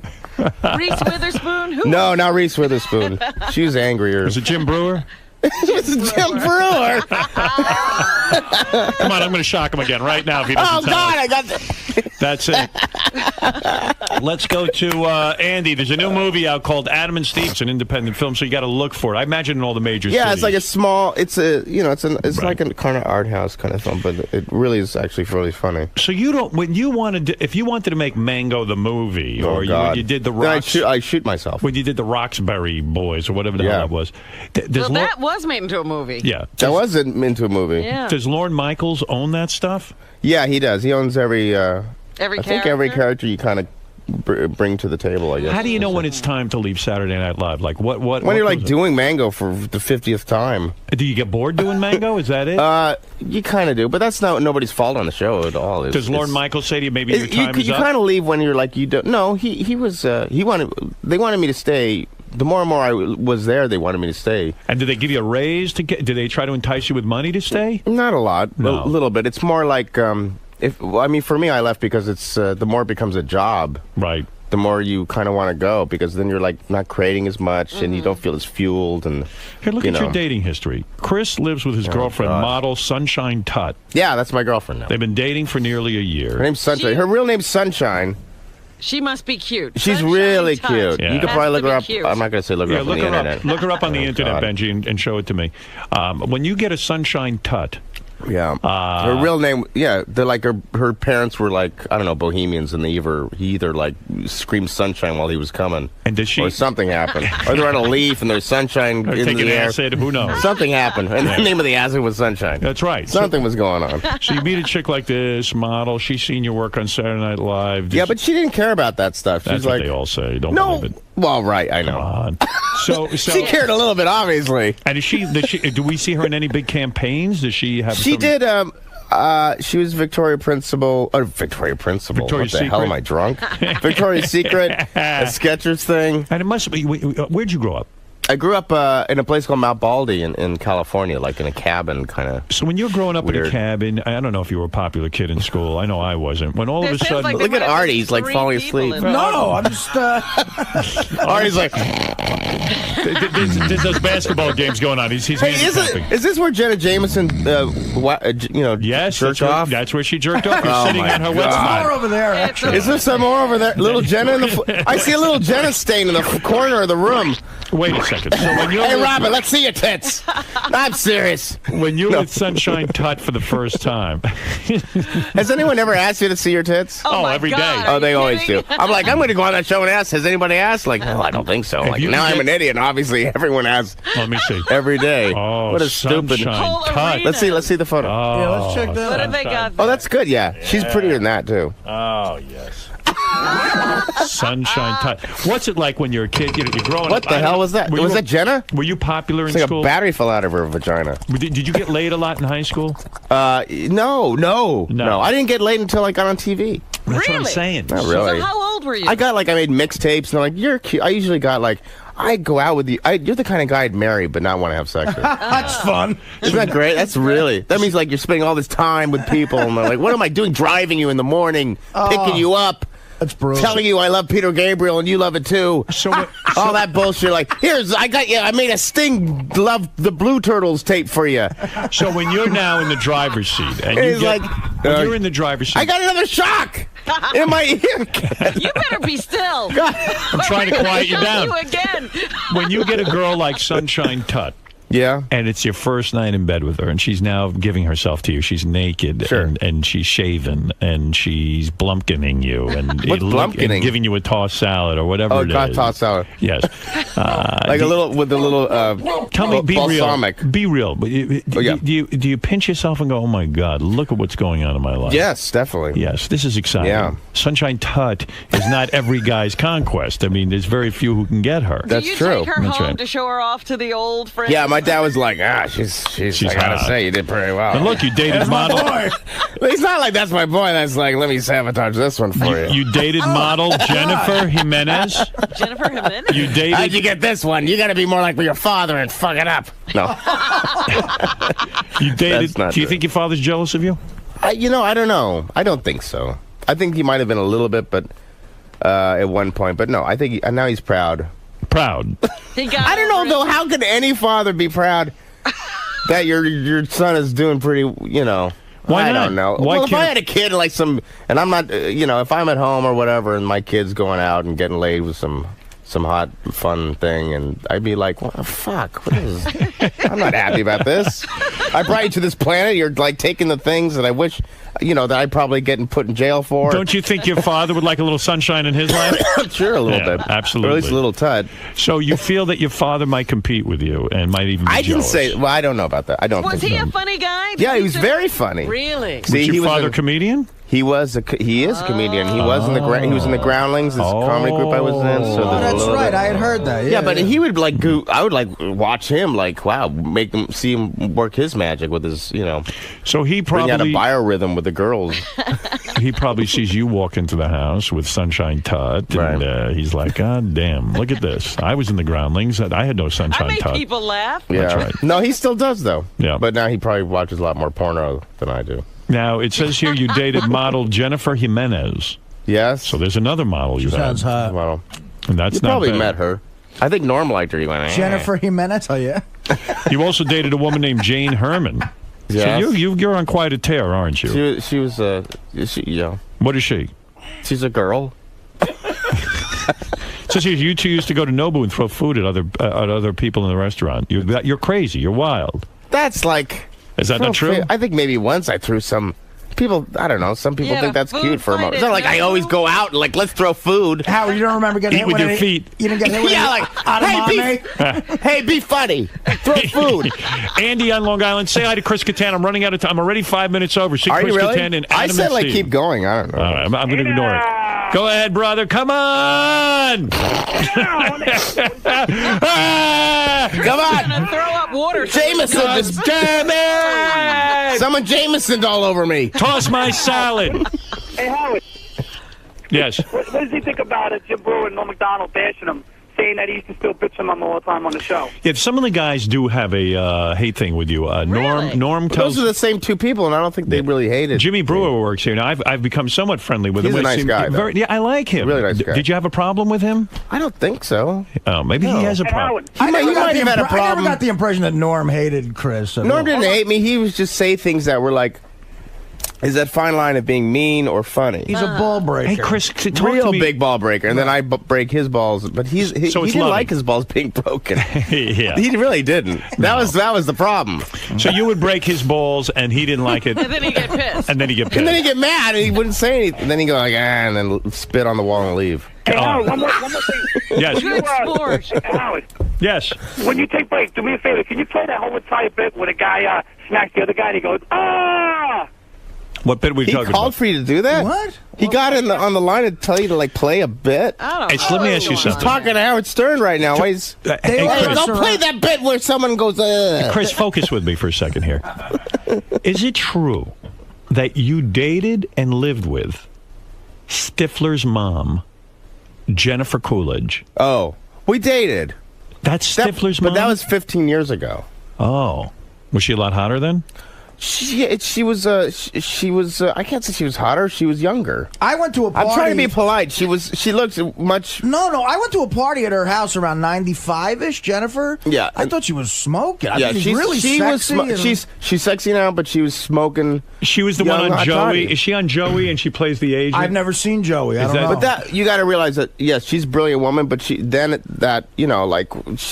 Well, you dated her when she was hotter. Really funny. Yeah, she was hotter, but that doesn't. She's still sexy. I mean, women love Go her. ahead, Ralph. What's up? Yeah, hi. 2 quick questions for Chris.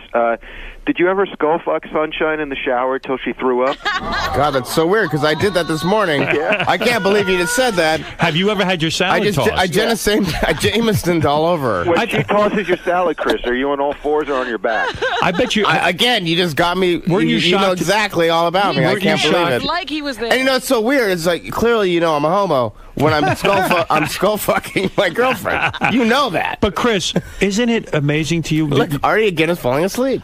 I'm concentrating. Chris, look, he's falling like his chin is on.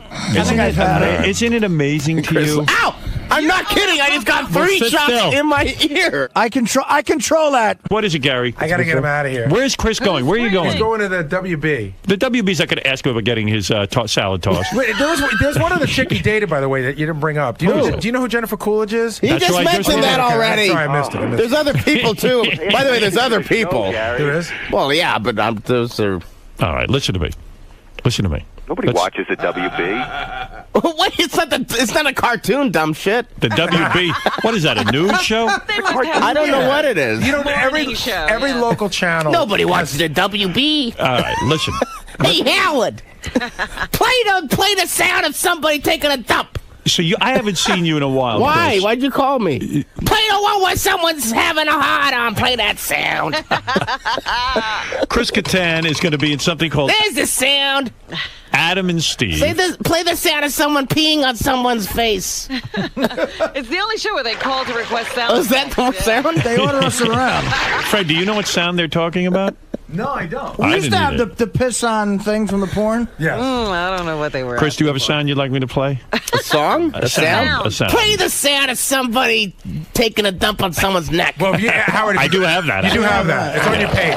It's called neck dump. It's on a scat video on your page. It's called a neck dump. Listen, I love people. I don't like it when people pee on somebody. That's disgusting. But someone takes a dump on you, that's fine. That's fun. That I understand. It's on Howard's page. It should be. No, it's gone. Isn't that too sad? Scat video. Gone. Scat video. Gone. Yeah, it's a new area. We just discovered. That's another word for taking a dump on someone's neck. All right, Chris, listen. See Chris Kattan and Adam and Steve. It's about some 2 gay dudes, but Chris isn't gay. But Chris isn't gay. Me and Parker Posey are the straight couple. It's about relationships. Right. I know that sounds like a relationship. All But right, it's actually really funny. And it's good. Yeah. All right, Yeah, we can good. take your word for it. Yeah, you can take my word for it. All right, then I will.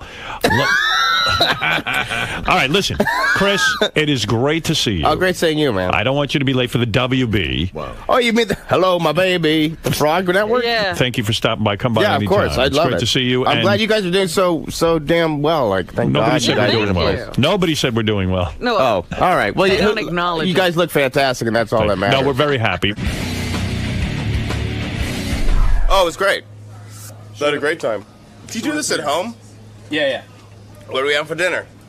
Just follow my roommates. Yeah. I'm going to the bathroom now. I'm going to take people going to the bathroom. Is that your family? Extended. That's your extended family. Good appearance, though, man, today? Yeah. Wait, you got my jacket? Yes. Great.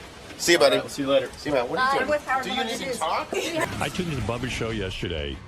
Bubba is up to... I said, Bubba probably never sleeps. I can't even understand how Bubba's overweight because he is so busy. He must eat during everything he does. He must lie down while he's doing all of this stuff. He doesn't move. Well, you never listening saw to it. Bubba. Did you ever actually go into their studio down there? Yeah. The whole, there's a whole wing of just catered food. Well, Yeah, but he stands during the show. You think that would help.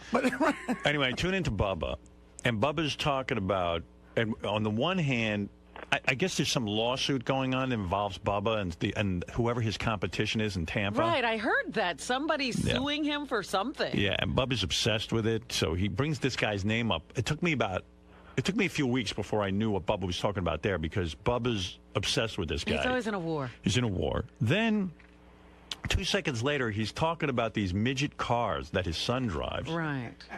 And then there's some controversy because people feel Bubba just bought his son's way into the midget car business. In other words, all the other dads have to come there with shitty midget cars, but Bubba's got He bought the high-octane, best midget car possible. And it seems like a lot of people are jealous that Bubba's kids got all this midget car paraphernalia. You know what? I love Bubba, but what is the probability that Bubba will have one of these showbiz sons who, just thinks he's entitled to everything because Bubba's always giving him everything? Well, you know what, Bubba really, I guess, I'm judging from the show now. This is nothing I have, because Bubba and I do have a personal relationship, but I'm guessing Bubba's dream is to have a son who will be a professional race car driver. Absolutely. And he's grooming him to be like the next big guy. And if he becomes a professional race car driver, fine. Yeah. But suppose he's just a kid who has a big car. That might be a problem. I visited Bubba's house down there once, and if you're a little boy, that's a dream house to grow up in. I mean, Bubba's got... first of all, I think he's got 2 midget cars for the kid, and they're constantly they're constantly being worked on because in the garage you put like a pit stop. Right. And it's just, there's a room filled with nothing but NFL paraphernalia and baseballs and the car and mechanic shit. The kid's like in a dreamland. Well, it's and real Bubba's, funny. the ultimate guy. He's like, come on. So Bubba's busy with that. Yeah. And in the one breath, it's midget car racing. Then he was on to the guy who's suing him. Right.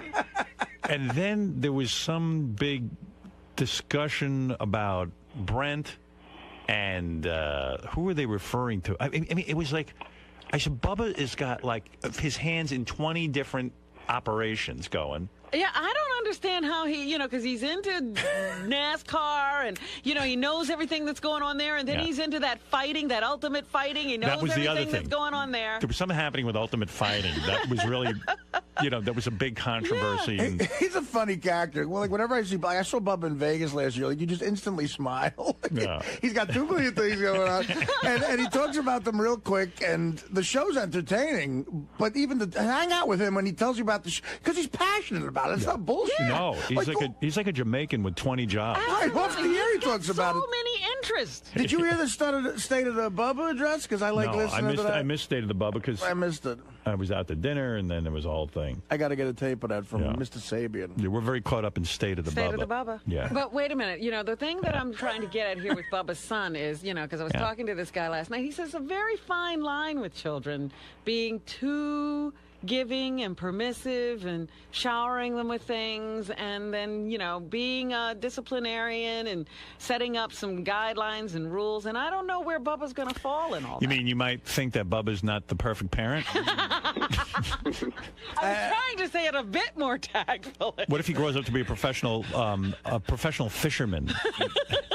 It's funny, though, because evidently there's tremendous resentment when Bubba shows up to the racetrack with this midget car thing because he pulls in with evidently like a truck. Right, he's got to haul that thing, too. Yeah, and that's probably an incredible piece of equipment he's hauling it in on. And most of the hillbillies down there, in tough economic times, they don't have the right midget car paraphernalia. Let me tell you what they're hauling their kids' midget car in on. On their back. A U-Haul. They got a car made out of balsa wood. And Ronnie knows something about this. Because I was asking Ronnie about it. I said, what's with Bubba and these midget cars? And Ronnie seemed to be pretty keyed into all of that. What's going on with all that? So now Bubba goes to the races with his son. He's got like 4 or 5 different engines. He's got all kinds of tires. These people have nothing. They pull up with their station wagons, right? And they got one little car there. He pulls in with a full motorhome, right, with a full trailer behind it, right. And people get pissed off, totally pissed off. If his kid messes up, he's got another he pulls in there like Dale Earnhardt Jr. He pulls in there with like something the size of 2 Jeff Curro's houses. Yeah, but if his kid has a little accident, he can just pull another car out out of the mobile home, right? Right. He's got and full. If he blows an engine, he's got 2 other engines laying there. Yeah. So it's like he comes in with a whole professional rig. Right. He's got the whole rig, man. And I guess all the other parents feel that Bubba it's unfair because Bubba's got all the money and all the equipment. Well, he's saying just a station wagon. They probably have a station wagon that rusted out. Right. That and he's got some other anything. kid. He's got some other kid too that he sponsors or something. Oh dear, he's got a whole team. I forget the kid's name, but he's got this other kid that he races with them. So he's got a midget car team. Yeah, he's got a whole team going on. He's got a whole deal. Remember when we were listening yesterday? About the wrestling. Yeah, what was that about? Something about something he sponsors, or he's into high school wrestling down there. Goodness. Bubba's involved in high school wrestling somehow. And he's involved in so much shit, that guy, man. Yeah, I said to Ronnie, I go, Ronnie, how does Bubba have time to eat? I mean, he's very heavy. Even with the Super Bowl, he had rooms. But how does he have time? He's always talking about how these restaurants send in wings and this and that, and they're always eating shit there. So yeah, it's always like if the food wasn't there, he'd be a lot healthier. We got the flatbread from Tuscaloosa's, the bruschetta from Bennigan's. The other day he had boxes of energy bars that he was raving about or something. That's the other thing. He's always either got a new energy bar or a new energy drink. Because he and Spice Boy, how many of those have you had today? Because they'll gulp them by the gallons or eat them by the box. And I used to be into those energy bars. Yeah. And you know what? They just put weight on you like crazy. I mean, because they're candy bars. Yeah. They're candy bars. And they swear they can feel the energy. Well, of course he loves them. He's eating candy bars. His new energy bars he's got there now. He should talk to me. Because I could get him. He doesn't thin. want to talk to you because then, then it's over. Then it's over. It's my party. Well, and it's like the Italian food they get ordered down there is all that shitty like Olive Garden chain in a strip mall stuff. Oh, it's great stuff according to him. Oh, we got the Italian parm from Burger King. Just Tim was telling me this. What does he have? Well, on his son's car, he has tire warmers. And what he does is he takes the tires and he wraps them in cellophane and then puts this like a cover around it, and he plugs it in and warms the tires so it conditions the rubber so when his son races on the weekends, the tires are nice and soft. Those parents have no reason to be upset. No, not at all. Yeah. But then he's got the most elaborate rig. It's beautiful. It's absolutely beautiful. Right. I mean, I would love to be his son. It would be. Do any of the other parents have any elaborate rigs, or is he pretty much dominating the sport? I just think that he's, just a cut above everybody else. So now, let me ask so you is something. Bubba like the George Steinbrenner of that I would think so. sport? I would think of so. midget car racing? Sure, He's got it all locked up. Yeah. But is his son winning? Yes, absolutely. His Oh, son is no wonder they're all and he's got his own website. Of course, the kid's supposed to be the great. kid has his own website. How absolutely. old is the kid? He's 5 years old. And he's winning? He's a Right? star. Yeah. He's Well, he an better. aggressive. With that kind Yeah. with that kind of backup, he should really be. Should be in NASCAR. He is dominating the sport. Well, does his son have any endorsements yet? I think he does, and they're good friends with Tony Stewart, so he's emulating. Oh, I didn't know Tony this. Stewart. This is unbeknownst to me. Bubba's son racing will be on Howard TV tomorrow night. Evidently, one of his big races. So now he's made it to Howard TV. Yeah. The kid's on a roll. But you know how young 5 is? Like I thought he was 8 or something. 5. Howard, I would just read a real quick thing. He began racing at 3. Yeah. Well, I know he's been in it for a while. Boy, that's pretty, Most of his life, as a matter of fact. that's pretty foreign to me. I'll tell you that. That's intense. I think about my kids. I guess I didn't push them into anything. The Well, closest I maybe came it's- was giving them karate lessons. But Let's hope it's not pushing. And the son really enjoys it. Robin, he's 5. What do you know? I mean, it's like, Fred, how fast do they go in that? Maybe Ronnie knows. I'll bet you they go like 30, 40 miles an hour. No. Can a kid get injured doing that? Well, they've got looking at the a picture of the thing. It looks like it has a big roll cage on there, and he's strapped in there. It's anything's probably possible. buttoned I mean, down. if there's a fuel leak or something like that, the damn thing could explode. Are you allowed to drive at 5 years old? Legally? Only on these Well, here's the deal. tracks. He began practicing when he was 3.5, but according to the quarter midget racing rules or something like that, he couldn't race against other kids until he turned 5. I know once I heard Bubba, he was upset because his kid wasn't old enough. He was capable, but they wouldn't let him. because he wasn't old enough. The funny line is the next line is from Bubba. Goes, when Tyler first started last year, I was so nervous I thought I'd have to go to the doctor and get some medication to calm me down. Oh God! What? How fast do they go, Ronnie? Those, I think they do close to 100 miles an hour. Oh, stop! No, wow. Stop it! Yeah, 75 to 100 miles an hour. Not little kids. We shot this. No way. Yeah, Ronnie, I'm telling you. Ronnie knows. I don't think it's that fast. We shot this. Okay, those aren't dude. They're not go-karts. Those are quarter midgets. Right. Sorry. Quarter midgets, whatever that is. Oh, look we shot A Day in the Life of Bubba last year, and he goes to the track, and Bubba gets in one of these little cars that Tyler was driving in, and he's racing him, just him and Tyler around this track. And Bubba's so freaking competitive. He cuts him off and knocks him.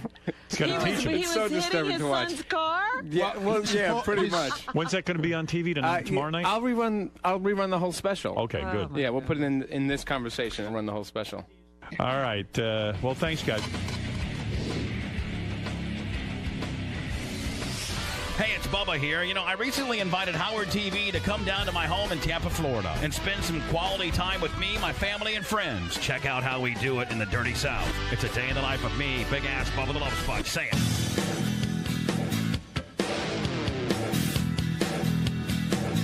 What's up, Howard TV? Welcome to the day in the life of Bubba the Love Sponge. Today it's Saturday, and it's kind of one of my only 2 days I have to myself. Got a little bit planned today. The first thing I wanted to do today, I changed my own oil, especially my diesel truck, and spend some time with my son Tyler. And then maybe later tonight, go out to East Bay Action Track, watch my race car. So I'm going to change the oil in my truck.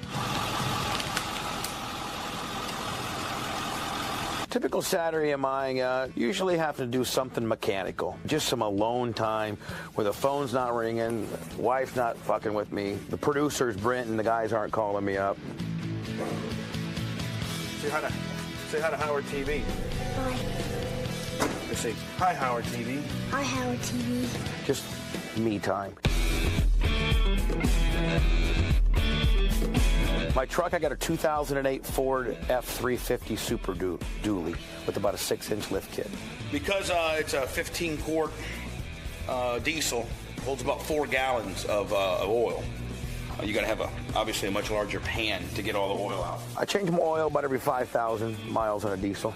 3,000 miles in a regular car, 5,000 on a diesel. It's going to be hot and it's going to be dirty. This is the fun part.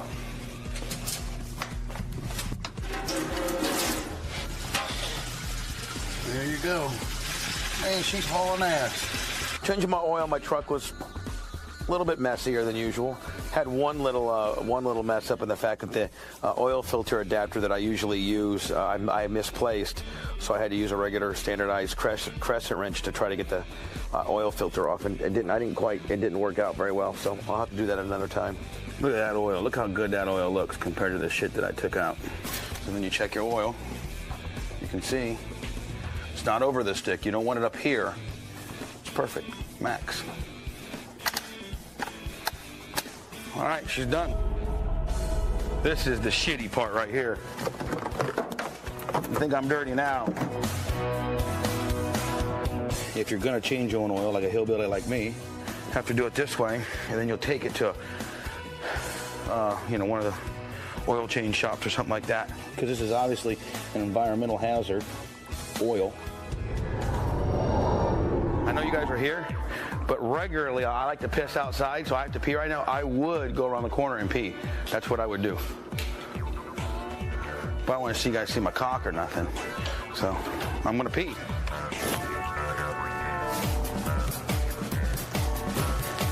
Pissing outside is pretty self-explanatory. I mean, it's as old as the cavemen, I would think. When I'm out working on a car, I mean, the fucking bathroom's a long way away. It's really the cool way to piss. I mean, I'm saving a lot of, what is it, 1.6 gallons per flush? Look at the grass. That's where I pee. Heather ran into some dirt or something. I'm not going to detail her car. I'm just going to quick power wash it real fast. Once I got done changing my oil, then I noticed that Heather had ran through something by picking the kids up, and there was a bunch of like tar or puke or something that was crappy in the back of her bumper. So I went ahead and pressure washed it a little bit. Didn't give the car full detail, just gave it a little pressure wash on the back to get the crud off.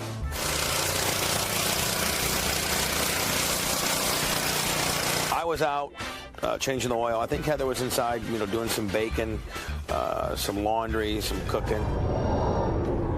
Hi, come on in. I'm Bubba's wife, Heather, and welcome to our house.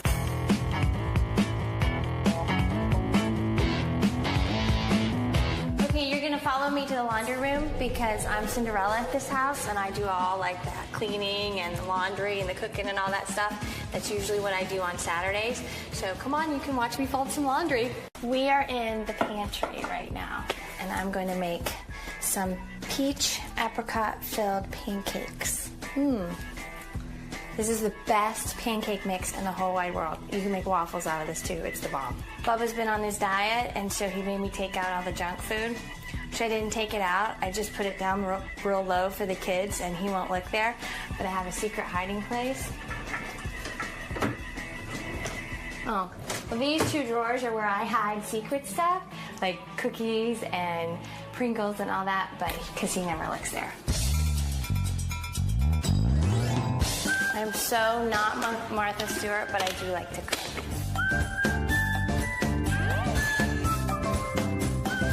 I'm making peach apricot filled pancakes, and I'm using milk, butter, pancake mix, and some peach apricot preserves, along with 2 eggs.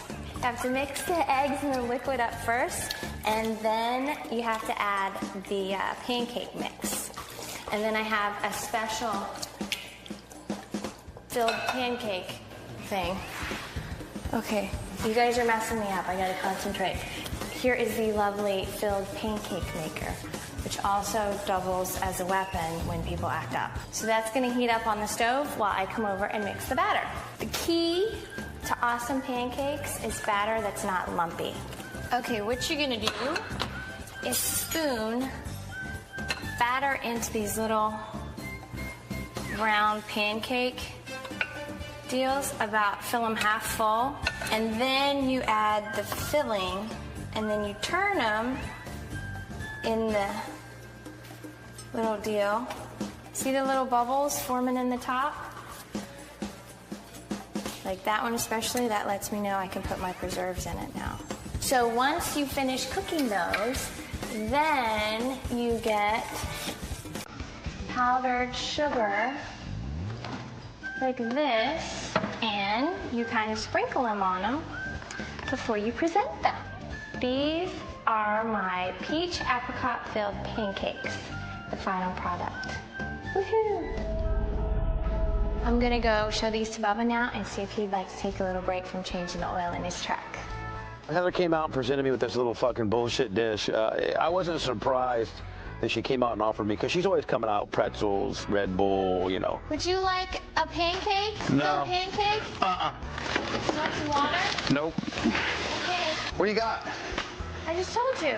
Oh, it's already made? Yeah. Oh, yeah, I'd have some. I don't know if she was showing off for the cameras or not, but she brought me this little fucking apricot pastry deal that she's never made before. But usually that's what she's doing, but it's something that I like, not something she's trying to show off for the cameras for. Do you want me to feed it to you? What is it? Your peach apricot filled pancake. Just try one. No, I don't like that.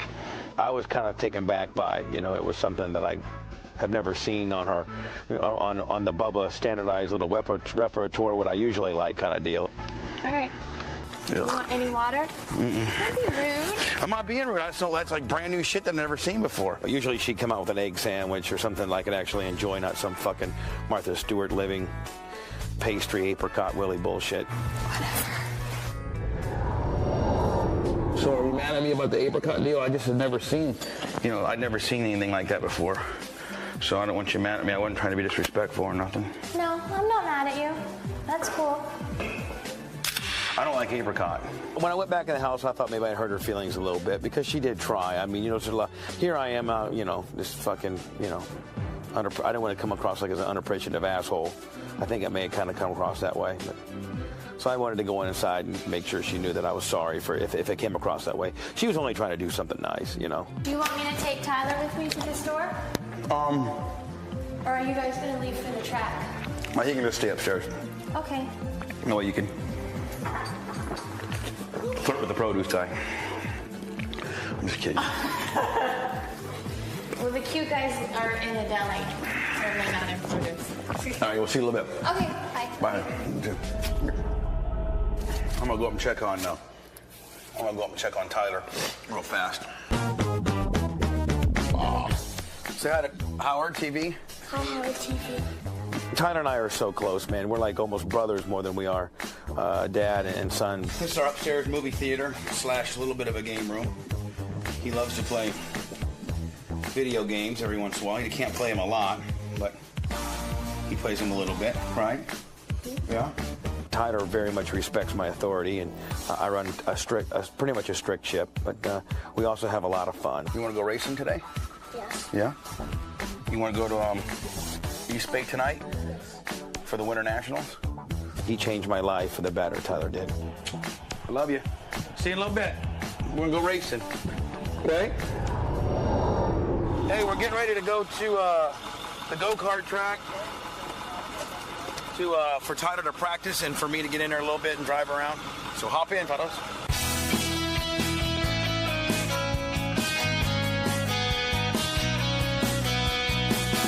Tyler and I, when we can jet set out of the house and make it to the racetrack, we can. Tyler, you okay back there? Yeah. What you playing?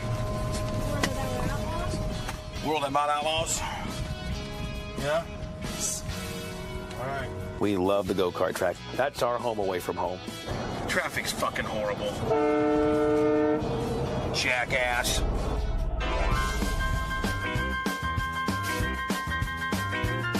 We're out here at the Ambassador Racing School. It's where Tyler races every other Sunday. Tyler, you ready to do a little practicing? Yes. Maybe race Daddy a little bit? Mm-hmm. Maybe JR? Huh? Yes. When we went to the quarter midget track today, it was kind of more of a leisure fun kind of day. We were trying out Tyler's new car.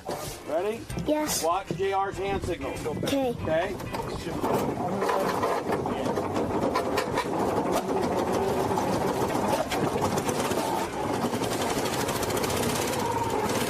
We like to get him a lot of seat time in there. We're not doing a lot of testing per se. We've already done that in the orange car. So today was kind of more of a fun day at the quarter midget track than it was a sincere, roll our sleeves up and do some actual testing day. We got Tyler in his real fast car, and we're out practicing, just doing some practice laps, checking some shock setups, some different tire configurations. Tyler's 5 years old. He'll be 6 in June. He's been racing since he was 3.5. He's been racing against other kids since he was 5 for just almost 9 months because the bylaws within the QMA, Quarter Midget of Associations, states that you can't be on the track until you're 5. So he had about a 1.5 years practice prior to that, and he's been racing for almost a year, be a year in June. Track's real green, so it could be loose, which means we probably could spin out a lot. But we got to put thousands and thousands of laps of practice in order to be competitive. So here we go.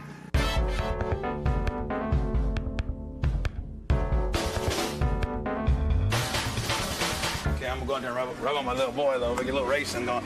I probably won't be able to keep up with him. I was on the track with him today, kind of a double-edged sword. One, to have some fun.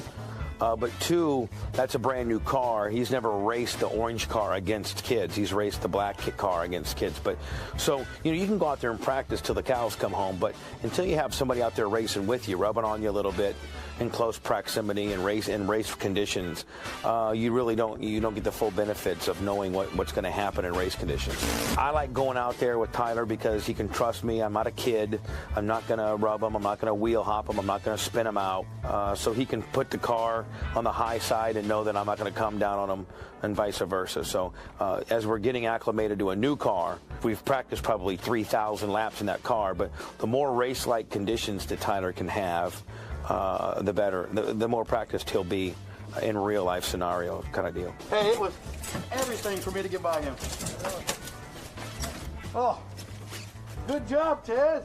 He participated in 14 races this year and won 8 of them. So he does real well. I'm very fortunate to have a good racing son. The car felt good and it didn't feel tired, nothing. And it has a good racer. All right, so we're wrapping up the track. A little bit abbreviated here, but headed back home. I'm going to probably take a shower, rest for about an hour, and then we're going to head off to East Bay tonight and catch those dirt late models. You guys think we're onto some hillbilly stuff now? Ooh, wait till you see this. We went home, cleaned up a little bit, took a shower, and then off to the real racetrack, East Bay, and rolled up there and met Hogan. We're here at East Bay, just got here, and my best friend in the whole wide world, best man at my wedding, Hollywood Hulk Hogan, called me up early today and said, "What you doing?" I said, "Well, I'm going to East Bay, dirt tracking." And he's an old Port Tampa boy from back in the day. He's like, "Man, I can't get there fast enough." So here we are, let the festivities begin. I will warn you, this is Hogan's hometown, and he'll probably end up getting just absolutely killed by the autograph seekers, but he'll make the best of it. It's all good. It took me about 10 minutes to get over here from the house. Hogan's my best friend. He really is. I mean, I know that may sound queer or cliche or gay, but you know, we've been friends for well over a decade, and he's a very good friend of mine. There's Tiz, man. Come here, brother. Tizamania! Come here. Let's get some action. Tizamania! Say hi to everybody. Come here. Come here. Come on. Give me some. We don't have any, what do you call it, gel, so let's get some action. Oh, Wedge is getting ready to race? Oh, okay. Let's get some axle grease on that mohawk, brother. All right. Give me a kiss. Hogan makes it to the track about half a dozen times a year, and it's quite cumbersome, as you can see. It's just, you know, we can't really enjoy ourselves because everybody goes crazy over Hogan, you know. I mean, that's right down Hogan's demographic, people who want to go to the racetrack. Racing in itself is a whole subculture. Dirt, short track racing is as large as NASCAR, not in a one-time entity, but if you think there's about 300 or 400 of those dirt Saturday night races going on all throughout the country every Saturday night. So dirt Saturday night round-y-round racing is very cult-like, and the vibe is it's a whole different breed of people out there. They're very appreciative. They're homegrown. They're the salt of the earth. What are you gonna say to the Wedge? Wedge. All right, buddy. Play here. Jesus.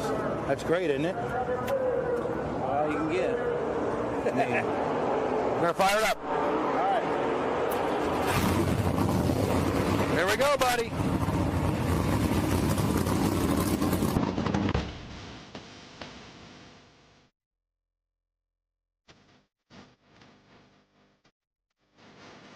Fitch was driving my car. It's the 101 Miller Lite Mopar Leaf Oakley Dodge, and it's You're on the air. Yeah, I want to talk to Howard. Yes, you're on the air. Why when I say you're on the air, no one believes me? Why would I say you're on the air? I'm not on the air yet. Oh, you bastard. You skeevy bastard. I don't know how many times they have to hear it happen. That rat-jap bastard. I'm not on the air yet. Because they sit and listen to their radios and still have not figured out that we're on a delay. And they got to be on the air before they start talking. They got something so important to say. Yeah, well, that's when I hang up. Miami, you're on the air. Welcome to Miami Beach, Florida. What's the temperature there today? It's raining. Good morning. It's raining in Florida? Yeah. How do you know that? I was there before I came. What, did you astral project? How did you know it was raining in Florida? Because they have a big storm down there, Tropical Storm Gordon. Oh, Gordon. Pouring rain. Oh, well. Unbelievable. It's very warm here. I don't know what's going on today. Every morning I wake up here in New York, it's another surprise. That's why I get sick all the time. Every morning I walk out with my winter coat at 4 o'clock in the morning because it's freezing at 4 o'clock in the morning. This morning it's like summertime. I'm running around in a winter coat. And then I can't go back into the house and wake everyone up and start shuffling through So I just walk out of my winter coat. Yeah, you keep it all day.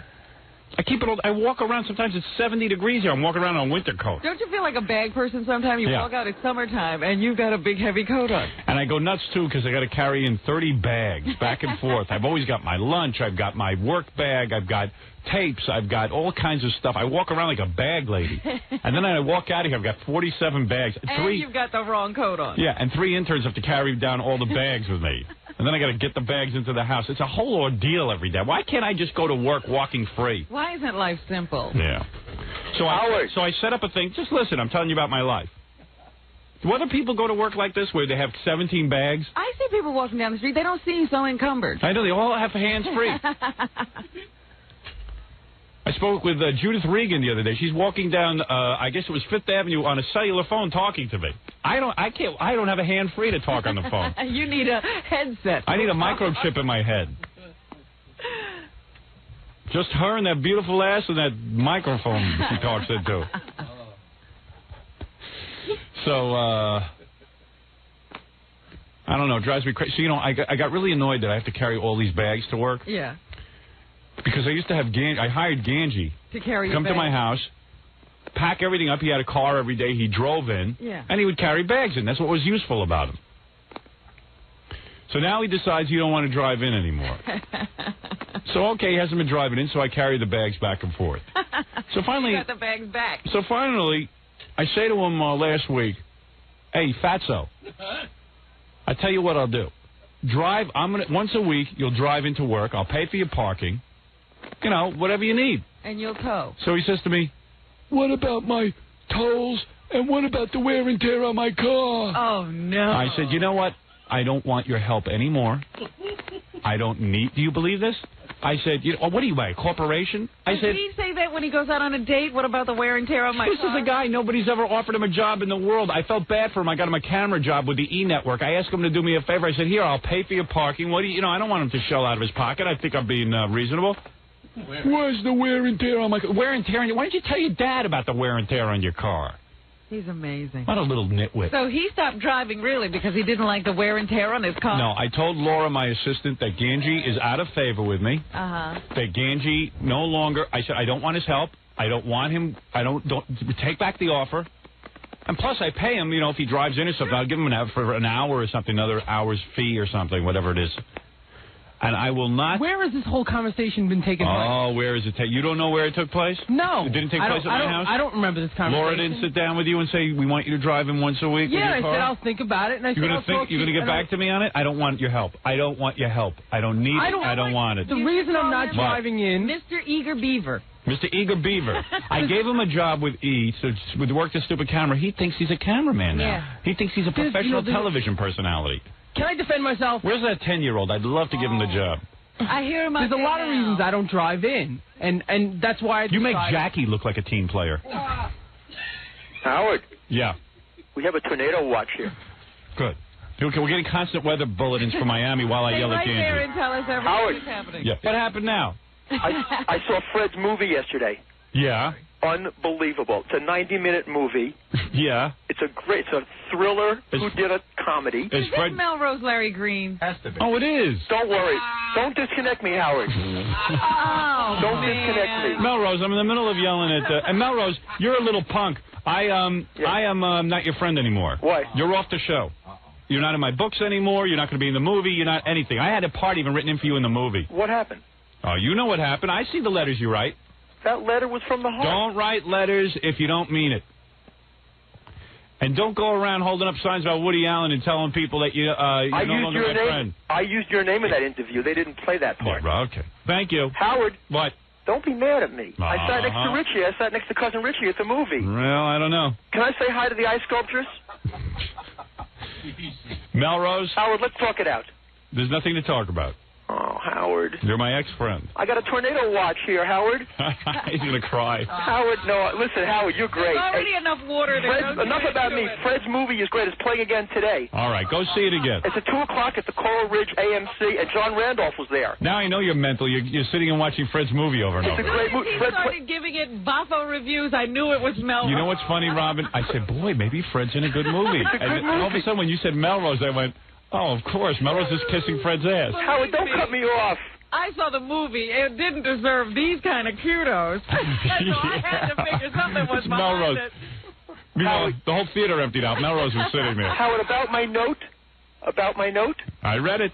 Don't think I don't read your ramblings of a mental patient. No, can I just say one thing, Howard? When you get on the Howard Stern show, it's the biggest ego trip in the world. All right, Melrose, I have to go now. All right, and thank you, Howard. What? You know, there's enough nuts in New York that everybody's used to them, and cab drivers never talk to anybody about anything. And me and John got in a cab the other day, and Melrose was on the corner in the cab. He turned to us and said, "He's crazy." Yeah. You are crazy. I'm not crazy. No, he's out in front of, Live at 5 now. They have they use the same set as the Today Show. Yeah. So Melrose was out there the other day. Dan told me. Melrose was out there the other day with signs about Woody Allen. So Dan says, hey, what are you doing with signs about Woody Allen? Oh, Howard's a bastard. He doesn't I didn't let me on. say that. Howard, I was going to buy my Howard Stern for Governor buttons, and I saw Woody Allen making a movie. I was walking to 9th Avenue. So anyway, so he hangs up signs about Woody Allen in the window of Live at 5. And I was at the Plaza Hotel. Mickey Rourke trashed the room, and they wanted people's opinions. Right. And I had a sign saying I met Woody Allen, and I told them I was buying. What is it, Baba Booey? No, you can't. You just can't talk to Larry because I told him like in the mornings he was driving all of us nuts. So I asked him, not to hang around so much and bother us. So then he would wait for me on the corner. Morning, Gary. And he would be like, "Okay, I'm not going to bother you. I'm not going to follow you." While he was bothering you and following you. Yeah, I know. All right, I got to go now. I'll be down the block if you need me, but I'm right down the block if you need me. I won't be here. Well, then I even told, when I come in the morning, Melrose would be out front inviting people over to come meet with me. Is that right? A lie. And I said to Melrose, hey, can you do me a favor? Ronnie even spoke to him. He says, hey, Melrose, do us a favor, man. My good when friend Howard's Ronnie. coming in, can you just, mellow out a little bit, not attract a crowd at 4 in the morning? We asked him to move a half a block, and he wigged out. Yeah, he wigged out. You're a mental patient. You guys are. You want to be on this is all Prozac. shit. I'm not on Prozac. You should be. I don't even know what. I never took any drugs in my entire life. All right, I got to go. All right, thank you for the call, Howard. Thank you, You for... called us. Yeah. The movie is... Drooling loser. Anyway, Ganji, thanks for your help, but I don't need it. And you know what? No, Keep I wanna deluding hear. yourself. He decided he would think about this. You asked him to do something. He said, I'll think about it? Yeah. He's thinking about it. He's thinking about it. That's like when I thought about it when he wanted a job with E. Right. When he started complaining and whining that he wasn't getting anywhere. Like I thought about it when he came to me and he said, I'm an intern. I don't want to go work for my father. Is there any work I could do for you at your house? Like I had to think about it. But I don't want your help. I'm telling you, if you said to me now, Howard, I want to drive in once a week, I still wouldn't. You do it with a bad attitude. Your attitude is getting worse and worse. I'm watching you. I'm watching you. I don't remember. Jackie just beamed him. I'm watching you. All right, you're watching me. Okay. Okay. I don't know what to say. I don't remember this conversation. First of all, Laura didn't talk to you about this. She asked me, and I said I'd think about it. You're yes. thinking about it. Yeah. Why? What are your thoughts? What are you thinking about? What is there to think about? Either you're into it or you're not. I think about driving in. I don't want you driving in. You know what? I stopped using my car to drive in. I know. I don't want you to drive in. I don't want your help. One day, Ganji. He wasn't talking about everything. I don't want his help. But I don't know. So how much would you charge me for wear and tear on your car? What do you think? How much money would it cost me? What's the wear and tear? Get out of here. Listen, get out now before I take your head and throw it through a window. Hey, listen, I don't make that much money. I make very little money. I got to hear what's in his head. You shouldn't be making any money. Why? Why I'm paying you now for everything you used to do for free. I could have still had you do it for free. So get somebody for free to do it. Okay. Get somebody for free. You're gone. Get somebody for free. You're resigning? Are you resigning? Let's see you get somebody for free. All right. We can't keep an intern here for a week to do anything. Let me get somebody for free to work that camera and do some work at my house? Okay. Yeah. You're on. Let's see. Okay. Let's see how long they last. I want to see how long they last. You're fired. Okay, good. You can leave now. You can pack up and there won't be any wear and tear on your car or anything. Good. How do you keep hiring people who scream at you? I don't know. I get idiots. He starts screaming. I know. It's unbelievable. He's an intern. And I try to rustle him up some money. And they all threaten you. Basil, will you do it? You'll do it for free? Well, here it is. I got somebody for free. Oh, no. What? None of the microphones work. You got 2 for free. Chris, the other intern, said... Will you be happy to do it? He'd be crazy. Are you kidding me? Yeah, but you want Okay, then you have the job. Danji, you're no longer needed. Okay. I have 2 gentlemen who can fill your spot. You're no longer needed. Goodbye. All right. Go home and good luck in your television career. Okay. Look who's going to be at your house. Yeah, Basil. I like Basil. I got a car. Do you have a car? And you'll drive it, huh? Okay, fine. He's got a truck. You got a truck? I got a 94 Nissan Pathfinder. So you can pack a lot of stuff into that truck. Firewood. Go see if you can find somebody. Threatens me. Howard, By the way, I'll pay you too. You don't have to do it for free. Oh, man. We'll pay you. I got a great salary for you out of E, and I'll supplement you with dollars. This semester. Then you're set. And good, Ganji, I'm sure now that you've had so much experience, you're in demand. Yeah. All right, Basil, the job is yours. Ganji, you're done. You're done with me. Ganji really doesn't realize how out of control. I can understand gas, maybe tolls, but wear and tear on the car? Yeah. I mean, how do you evaluate that? I don't know. He's going to think about it. Maybe I should buy him a company car. I said, we'll put a little extra in because I have to put up for oil changes. I don't have any free money, Gary. Where the hell you're coming in, but you're coming in for no, work. I'm not taking. You're come coming on, in for your work. father's going to give you money. My father's not going to give me jack. Let me ask you a question. But you're going to change your oil when you get to a certain point anyway, right? Do you think that this little 1 week...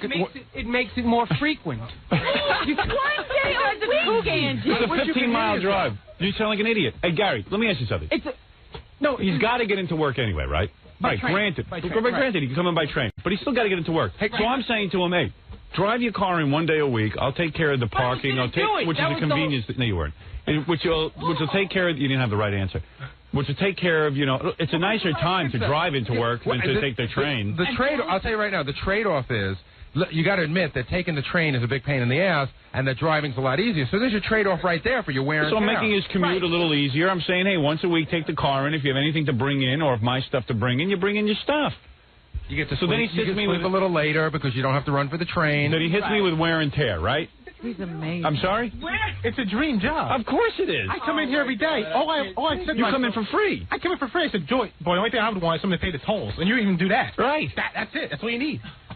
Listen. No, he doesn't want to pay the tolls. You just heard him say it. He wants to pay for parking. That's it. That's all you need. You want the tolls? I'll give you the tolls. I pay. $3 You got to understand something. I also pay him for the time it takes him to get back and forth. No, you pay travel time? Of course. He charges me every time he gets in the car. When you're at my house and I say to you, hey, Ganji, can you bring something over somewhere? You say, okay, and you charge me for the hour. I don't mind that he charges me for You're it. on the clock. He's on the clock. No, that was never discussed. I never said Let me that tell I you was something. going to Let be me tell you something, charging for time Ganji. Ganji, let me tell you something. You See, came there to you- me. there you go. came That's- to me. You came to me when you had nothing. Right. You were. Let's face it. You had worked for free for 3 years. Right. I felt Loyally. bad for you. I felt bad for you. Loyally I dreamt up getting a little at- something for you to at do at the 4 o'clock in the house. morning every day. I could get somebody else to do that at the house. I dreamt up something for you. Then I felt bad for you because you kept whining. You can't get a job in radio because you don't have a voice. Right. And then you kept whining. I wasn't whining. Then you kept whining. You're whining every day. You mistake whining for asking for advice. Can I ask? Oh, whining isn't advice. You were begging me, and then he No, goes, it's not. "What can I do?" So then I would call never up. beg I call up the anybody for a program job. director at WRNW in Westchester, the station I started. I said, "Hey, listen, can you do this guy a favor? He's very loyal. Look, I'm gonna be straight with you. He's like a dog, yeah. He's like a dog. He'll show up." I said, "If you got even an overnight slot that nobody wants, take a listen to his tape." And look, he got rejected. Okay, from a $4 an hour job. It was a $4 an hour job. He was rejected. Yeah, a job anybody can get. A job that Jackie has no voice left that he could get that job. All right? Because you guys can stay in here. Tell him. Don't leave. Bring him back to reality. He's the same as you, except he gets paid because I feel bad for him. Yeah, it's just the type of job that you might think it's beneath you. And I don't know, working a camera might have done that to you, but for guys like me and Basil, you know, And you're we'll not do it that. in a second. And Chris and Basil are not that far removed from you, Ganji. Ganji, smack yourself 2 times right now on camera. Just smack yourself as hard as you can with your own hand. There you go. That's it. Hand that camera to Basil. Today you work the camera. Tomorrow you work the camera, Chris. That's your treat. You guys Why work do the you camera. keep throwing jobs away, Ganji? Because he's a dope. I'm the only one offering him jobs. In broadcasting, he's done everything he can to keep you in broadcasting. So, Robin. And you keep throwing the jobs back at him. So, Robin, listen to this. So then he says to me, he's at my house, he's whining, he can't get into, he decides, okay, I'm not for radio, because he got rejected from one job. Okay. So he says to me, I'm in TV now. I go, oh, you're in TV? When did you make the switch? I said, you should have done an internship in TV. Why'd you waste all this time in radio? I wasn't thinking. So I go, okay. At least he knows. I said, I'll tell you what I'm going to do for you, Ganji. Because you wasted all that time volunteering here for 3 years for a career that you have no interest in now. Yeah. I'm going to set you up. I'm going to talk to Fran Shea, the E-Network. I'm going to ask if there's some things around, because I like you. So now he's got a paid internship. So listen to this. I call up Fran. Fran's like, he seems like a nice guy. What does he do? I said, he does nothing. I said, where's a job that we could pay him for doing nothing? She says, the only job I can think of is if, you know how when you hold your camera and you take pictures of your kids? I go, yeah. I got a job like that for him. Because in the hall, we roam with a camera. Right. I said, I think he could do that. She goes, do you think he can operate a camera? I said, I don't know. I said, is it a professional camera? She goes, no, like the thing you work at home. I said, I guess he could learn that. Radio's down, TV down. I guess movies are next for you, huh? Spielberg. He's Spielberg. Ganji. You know, TV didn't work out. I'm thinking of going into film work. myself for my Oscar. So I said to myself, okay, I'm a good guy. I said, I'm really not interested in him being in TV, but if the guy wants it so bad, I'll get it for him. I get him the job. But I said, you know, hey, also work at my house. Next thing I know, he's not driving in anymore. He's acting with a bad attitude because he doesn't want to work at the house. Well, now he's got the job in television. Yeah. And meanwhile, I'm paying him. The job in television pays a good salary, but it doesn't pay him enough that he could live. I say, here, you come out to my house, I'll pay you some more money. Help me out. I got phones ringing. I got a lot of things going on. Okay. Where's this guy's? What do you want? So then I say to him, hey, you know what? I got all these packages and stuff. Drive in once a week, and I'll pay for parking. What about wear and tear on my car and tolls? Okay. What do I got to pay for that? I don't even mind if he says that. He says, I'll do it. Then he says, what about wear and tear on my car? What about tolls? And I'll think about it for a week. Yeah. I don't want to think about it for a week. The weekend. I haven't heard about it. Tell me about it. But what's the Sorry, Basil. I should have approached you or Chris first. What is the think about? I still don't understand what is the big thought process he has to go through. I don't know what he's thinking. What do you think? Why do you need time to think when I ask you to do something? What are you thinking about? What is it? Why? What is it? Is it a big life decision for you? Sure. I don't know. I just don't like to rush into decisions. I want a little time to think. Ganji. Think about. I can see if it was marriage. I can't see if it's. You know. He needs time to think. It's a job. And not only that, you're trying to impress your boss. You know this guy's going to go places. Mm-hmm. He could take you with him if he likes you. He's gone as far as he's going with me. That's why. That's because exactly he keeps why. saying no, and I got to think about it. I got to start developing one of the other guys. Say no. I got to develop Basil or Chris or Stuttering I've done Vic. so much over the years. Ralph, I'll tell you something. You know who you could learn from, Ganji? I'll tell you who you could learn from. Ralph. I'll tell you why. Everyone goofs on Ralph and this now. I'll tell you why I rely on Ralph and why he works on every one of my projects. I'll tell you why. Because when it comes to me, the guy thinks about me 24 hours a day. Listen, the only guy Ralph really works for, Ralph gets a couple of jobs once in a while. I don't know how, but he basically, he works for me full time. He does makeup for me on the TV. If I do a Letterman shot, he buys the clothes all year round. And he is. I'll call up Ralph. I'll go, Ralph, I got a problem. I got to get a gift for someone by tomorrow. Can you pick up so and so? No problem. I've never heard the guy say he's got a problem. Go ahead. Talk to him. Go ahead, Ganji. Did I buy your gift for Gilbert Gottfried when you asked me to? Ganji, that's not the Absolutely. question. I ran out and bought it. That's not the question. You did one thing. No, wait. An example, Ralph. and I just proved that I did the same exact thing. No, I'm giving you one. I'm saying that it doesn't matter. If I said to Ralph, I need you to drive over to my house right now. He gets in that disgusting Jeep of his, and he drives over in 2 seconds. It doesn't matter. No, Ralph, talk to him. Let me prove that one wrong. No, Ganji. You needed to send me to your house about 2 weeks ago for something. Right. I grabbed it and took off, hightailed it out of here. I was there in plenty of time. Of course. So when I say to you, drive in and take some packages of things that I don't do, but I do. But you didn't do this. What the point is these little things. You don't say, "How am I getting paid by the 19 cents a mile or whatever?" Wear and tear. It's investments in your future. You're not thinking like that. When you know what? The next thing that I had to do, I go, you know what? Hey, Ganji, he was there. He got the car. Hey, you know what? You give him something else. I've got a big project brewing right now. Big. It's so big that it's gonna blow you away, even my princess away. I'll be blown away. You'll be blown away. I have projects brewing all the time. You're dumb. And you're out of it. Ralph is on it. Chris is on it. Basil's going to be on it. I'll tell you who else. Everyone but Jackie and you. All right? Let me just sum it up for him. All right, there you go. I got to sum it up for Ganji. Ganji, Right. you are dumb. You don't know anything. You're even not Jackie right. would tell you. You don't have to see. You know, Jackie's a big shot now. He's making a couple of bucks. But even in the beginning, Jackie had a good attitude. You got to have a good attitude. And you the operative word is yes. Right. Yes, boss. Without question. I mean, don't you think if you prove yourself valuable in some way, he's going to find something else for you to do and something else? And, you know, I didn't think that my job would end up as extensive as it is now. And is there one time when I said no to something? That's how your job ended up extensive. Yeah. Even if he you calls need me to do Ralph something, and I'll says, do make it. me a tape of these records I like, Ralph does it. No. I'll tell you what Ralph does. Ralph calls me and says, listen, Ralph calls me and says, I'm listening to some music now I think you would like. I'm going to go out, buy the CD for you. So I'm not asking you to do that. Ralph's a little sick. But Ralph invents himself. Yeah. He sits and tapes Joe. This is a guy. Ralph said to me, boss, your nasal hairs are long. I'm going to cut them. And as bad a job as that is, now listen, there's nobody here who wants to do that job. And you're complaining about wouldn't even know driving if they were in long. once a week. I'm telling you, and Ralph stands there and cuts the hair out of my nose. That's a little scary. That's not easy. But let me tell you something. What? I need him now to do that. But not He's that's what I'm invaluable. saying. He found the best way to do it. Yeah. He experimented. Right. You create a position for yourself. You know, even Jackie dragged his complaining ass in here for free for 3 years. Don't think Didn't that was ever it. ask for wear and tear on the car. He asked for parking. He did, and no one gave it to him. Yeah, remember? No one would give you parking. And he's a little more valuable than you. Thank you.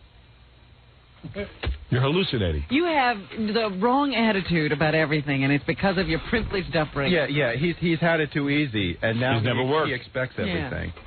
He thinks he's going to run around with that camera, and they're either going to recognize him, give him $100,000 a year to go out and shoot auteur. You should hear him sit there and talk about how, he can't devote enough time to it because he's got to get out to your place because No, my place is the only thing he's got on to do. him, and you're just addicted to him somehow, and you can't live without him now. Ganji, do you want me to prove to you I can live without you? Let me ask you something.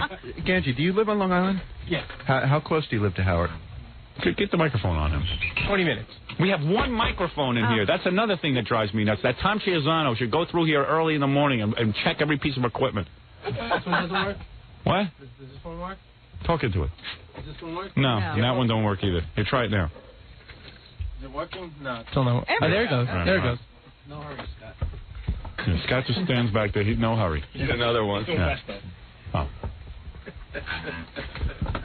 I don't know. So my point is, he's right by your house. I mean, you could be doing a lot of things for him. He's 20 minutes from you. You can make yourself invaluable. You need Ganji's something, you run over lazy. there and do it. Ganji's very lazy. You're not taking into account how lazy he is. And it's not like you have like an old car that's going to fall apart and you got to get paid for He's it. got a brand new car his father just bought him. It's like that party his parents threw for him was his retirement party. You're right. Ganji graduated at Delphi College, and his parents threw him a $5,000 or $6,000 party, like a wedding. More than that. Yeah, but we didn't know it was a retirement party. What is it? Now the mic's working. You know who's getting who's really burning up over this whole thing? Who? Really sitting in there doing a slow burn? Grillo. You know why? I bet. Because I'll tell you exactly why. He goes, I think Ganji's a nice guy and everything. He goes, but this really irritates me because Ganji's getting all the opportunities he doesn't even get a chance to get. Well, you want to know something? Grillo's another one who really shouldn't open his mouth because he can't even get lunch. I know. Not only can't he get lunch, but I got to tell you something. I had Grillo come out to my house and help me. Don't block that camera. How long ago? It was during the book. I don't know. The kid was a nightmare. Oh. He could barely make it out there. There was always a problem. I mean, he wanted to deal with it. So he would have had a lot more opportunities, but he I don't know. He's a psycho. There was always a problem. Too much help Right? to Wasn't help there, you. Ganj? Wasn't there always a problem? You happened to catch me in the middle of midterms. Well, hey, what do you want from me? Opportunity knocks. What do you want? But yeah, every time I did something like that, it was like, well, school's first. Take care of that. So okay, I got finals and stuff and reports to take care of. I got to do a report. I got to stay in All the right, what do you library want from me? I tried to use you. It was impossible. We had to throw you out of there. I tried. But I did the work that was supposed to be done. When you got there. Right. He can't even get me steamed rice. This has been going on for 3 days. I send this kid out. I said, Gorilla, I got to find something for you to do, right? So I said, Gorilla, you're in charge of my lunch. Now, here's what I'm going to... I mean, I know people listen to say, boy, Howard, you're awfully pampered. But let me tell you something. We have a lot of different projects going on, and really time is of the essence. I got a lot of things to juggle. So I said, okay, how do you get... I don't want to even waste time eating. I like to eat right while I'm working. I say, Gorilla, here's what I need you to do. Every day, all you got to do is find a steamed piece of chicken, steamed rice, and steamed broccoli. If you do that, you will be invaluable to me. I don't want you to do anything and keep your hair out of it. That's all I want you to do. I would not. I did for one thing. I got you that food for a month. Okay, it's not my fault that the Chinese people that you got it from left some type of hair in it. That's not my fault. I'm not blaming you. Okay, fine. So now I have to go. Now he has to go to a deli and find rice that is steamed. In other words, no butter, no oil. That's I want what everything I told plain. the guy. No salt. I So now told he's been him that. negotiating with the... You told them, but they don't understand you. So that's not my... How much you want to bet if I go down there, I could explain it to you? I got a great story. I said no. I said nothing. I said I don't want no grease or anything. Just plain rice. Don't want no grease. Don't want no grease. No hair. No bother. That's not my fault. It's a new person. You don't want the Chinese food anymore. What? So anyway, some business must have called her yesterday and volunteered, said, hey, we'll cook Howard's food, we'll deliver it and stuff. So Gorilla calls them back, and every other word out of his mouth was the F word. And he took it. I mean, it's a new. Yeah, I know. No. He can't articulate himself. He's going the effing other place didn't do the effing this. I was and pissed. The guy. I don't want you ordering food from listeners. Listen, I don't that's want fine. that. I know where I want you to get the food. I will send Gary down there, who will now be in charge of my food. But you haven't. Your office. I can't help if he puts butter in the rice. It's the Peter principle. You rose. Can't you check? Watch Gary Check get what it we're done. gonna Watch I would gladly sit there and watch him cook it. Excuse me. Ralph, explain to him how to get it done. Here, listen to Ralph, and I'll show you why Ralph is valuable. I don't care what it... If it was up to me to do it, when he got it, I would open it up and check it and make sure it's right before you plop it down. you would make it, now, check it. Do you want me opening up your food and breathing all over it? No, but you could stand there while the guy prepares it. Let me see the rice. All you have to do all day to please me. There's one thing you have to do to please me. Excuse me 1 second. I got to tell him. Excuse me. He did it wrong. One day he actually ordered the exact same thing, which was perfect. Right. And he opened it up, and he started eating it. And I stopped right away.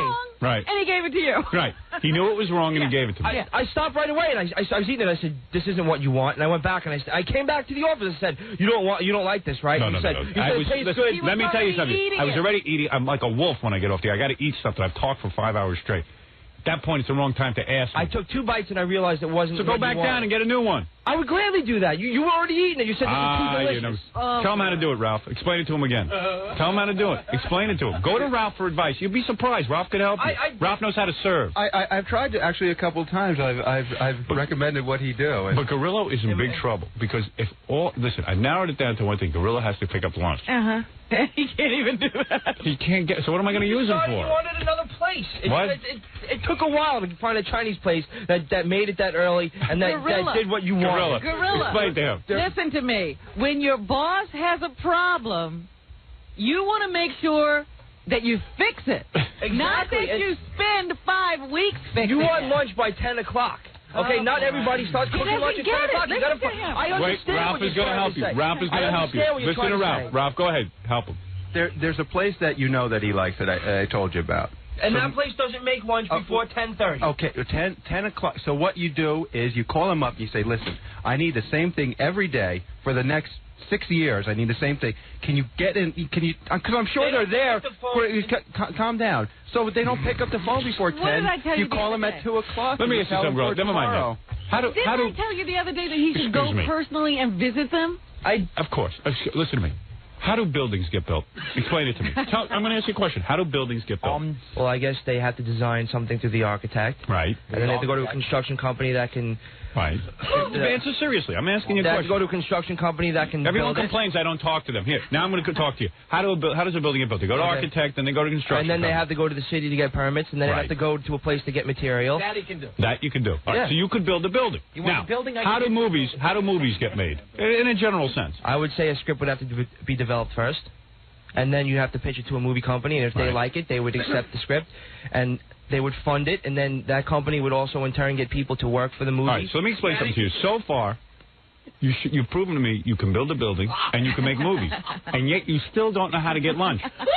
Out of all the knowledge you have acquired. How long have I been getting you lunch? What? 3 years? What? 3 years. Yeah, but I keep it the same. As soon as I change it, you go into a tailspin. That's not my fault. When you get someone new to make you lunch, it's like you got to make sure. You know what I'm going to do? I'm going to go get my own lunch. And not Gansey, Gorilla. Doesn't matter. They're interchangeable. He doesn't understand. I do understand. I'm willing. I don't care. I'm talking. Yeah. You're supposed to make it your fault. See, when you I know it's say my it's fault. not your fault, then you can give it away. It's my fault that I went down and told the guy no butter. You don't know how to articulate what the lunch should be. I want you to understand something. I want you to understand something. On the scale of problems in the world, it's not a big problem. You understand? And I want to do a good job for it. I want to get everything right. The thing is, I'm trying to incorporate you, make you a valuable employee. And I'm trying to give you something that you could do that you would shine at. So I said, what could Gorilla shine at? I know, getting lunch. And I've done it for 3 years. And by the way, I don't mean that in a demeaning way. I mean that I looked at your abilities. I looked over your resume again. And you can ask Kathy. I had to pull your letter that you sent us and the resume. I looked it over. I said, what could my man Gorilla do? He's been very loyal. And I looked through the list of possibilities. I said, he's the man to get my lunch. All right? That's fine. I accept the don't take it as negative. My lunch is very important to me. I absolutely believe it's important, and I don't think it's a demeaning job. Right. And Now, I don't know. You're having trouble with it. 3 years. So I'm going to go back. I'm going to read your letter again because I'm going to put Gary on lunch. I'm going to see if I can find something else for you to do. Could a mop fit by your buttocks? Maybe you could mop up. The point is, I've done it for 3 years and I'll still do it. And all right, we'll see what happens. We'll see. Maybe today's lunch will go There's better. nothing wrong with your willingness. It's just the execution that's a problem. All right, listen. I hope that this has been a good lesson for the intern. I don't think Angie learned anything. No, Angie didn't. Angie learned nothing. You ask Angie to help you. I mean, listen. My assistant Laura couldn't believe it. She says, I said to him, hey, would you drive in? We'll pay for your parking, but once a week. I gotta think about it. Oh, he was talking about this in the office yesterday. Yeah, what was he saying? He's going, well, they want me to, be delivery boy and stuff. Let me say something. Did Kathy not say anything to you yesterday? No. In the office, yeah? How would he know about it? Congratulations. What? And you said, well, I don't know. They want me to be delivery boy. Yeah, I have to think about it. I said I told him I was... Let me ask you something. Can I ask you something? Let me tell you another thing, Angie. Why do you discuss my business with Kathy and anyone else? How come he knows about it? Someone else brought it up. I don't know. How would someone else know about it? I don't know. Somebody brought it up to me. Oh, yeah? And how would they know about it? I have no idea. I kept my mouth shut. Why would I tell anybody about it? I don't know. Just keep my business quiet. Of course I do. I never say anything. But listen to the way he phrases it. They want me to be a delivery boy. No! That's not my words. Let me ask you something. The one way I could think about this is if I had to take the train every day in, and you said, I will pay for your parking, you could drive in, I would be there in 2 seconds. Of course. Listen, Kreskin. All right? Because you read people's minds so well. Let me tell you something. You do what you have to do, because you're out of my picture right now. What do? You have your job with me, you have that camera job, and you think you're in the world of television now. But remember, you're not in any world of television. You're in the world of Howard. That's they always forget what world they're in. You forget the world. I see him back there. He's hanging out with the E guys. You always have to explain to them what world they're in. He thinks he's in television somehow. He did do a good job with Stuttering John's Tony and Tina's wedding. Did he? Yeah. Did he get Tony and Tina's feet, or he got the head? I think he got the head. All right, very good. And I got the I'll look that phone over. thing. Good. Come on, I'm all good. Right, good. You never say when I'm good on the air. You always say when I'm bad. When are your parents going to throw you another party? When will you do for that? That was a great party. Why, see, they have learned the art of complimenting Ganji on absolutely nothing. I know. I never get complimented. That was the first time in my whole life I was complimented. His parents throw him a big party because he graduated at Delphi. I guarantee you, a CW Post, and Abe could graduate CW Post. With a degree he can't use for anything. Right. They're giving him a huge party. What degree did you get? A BFA in communication arts.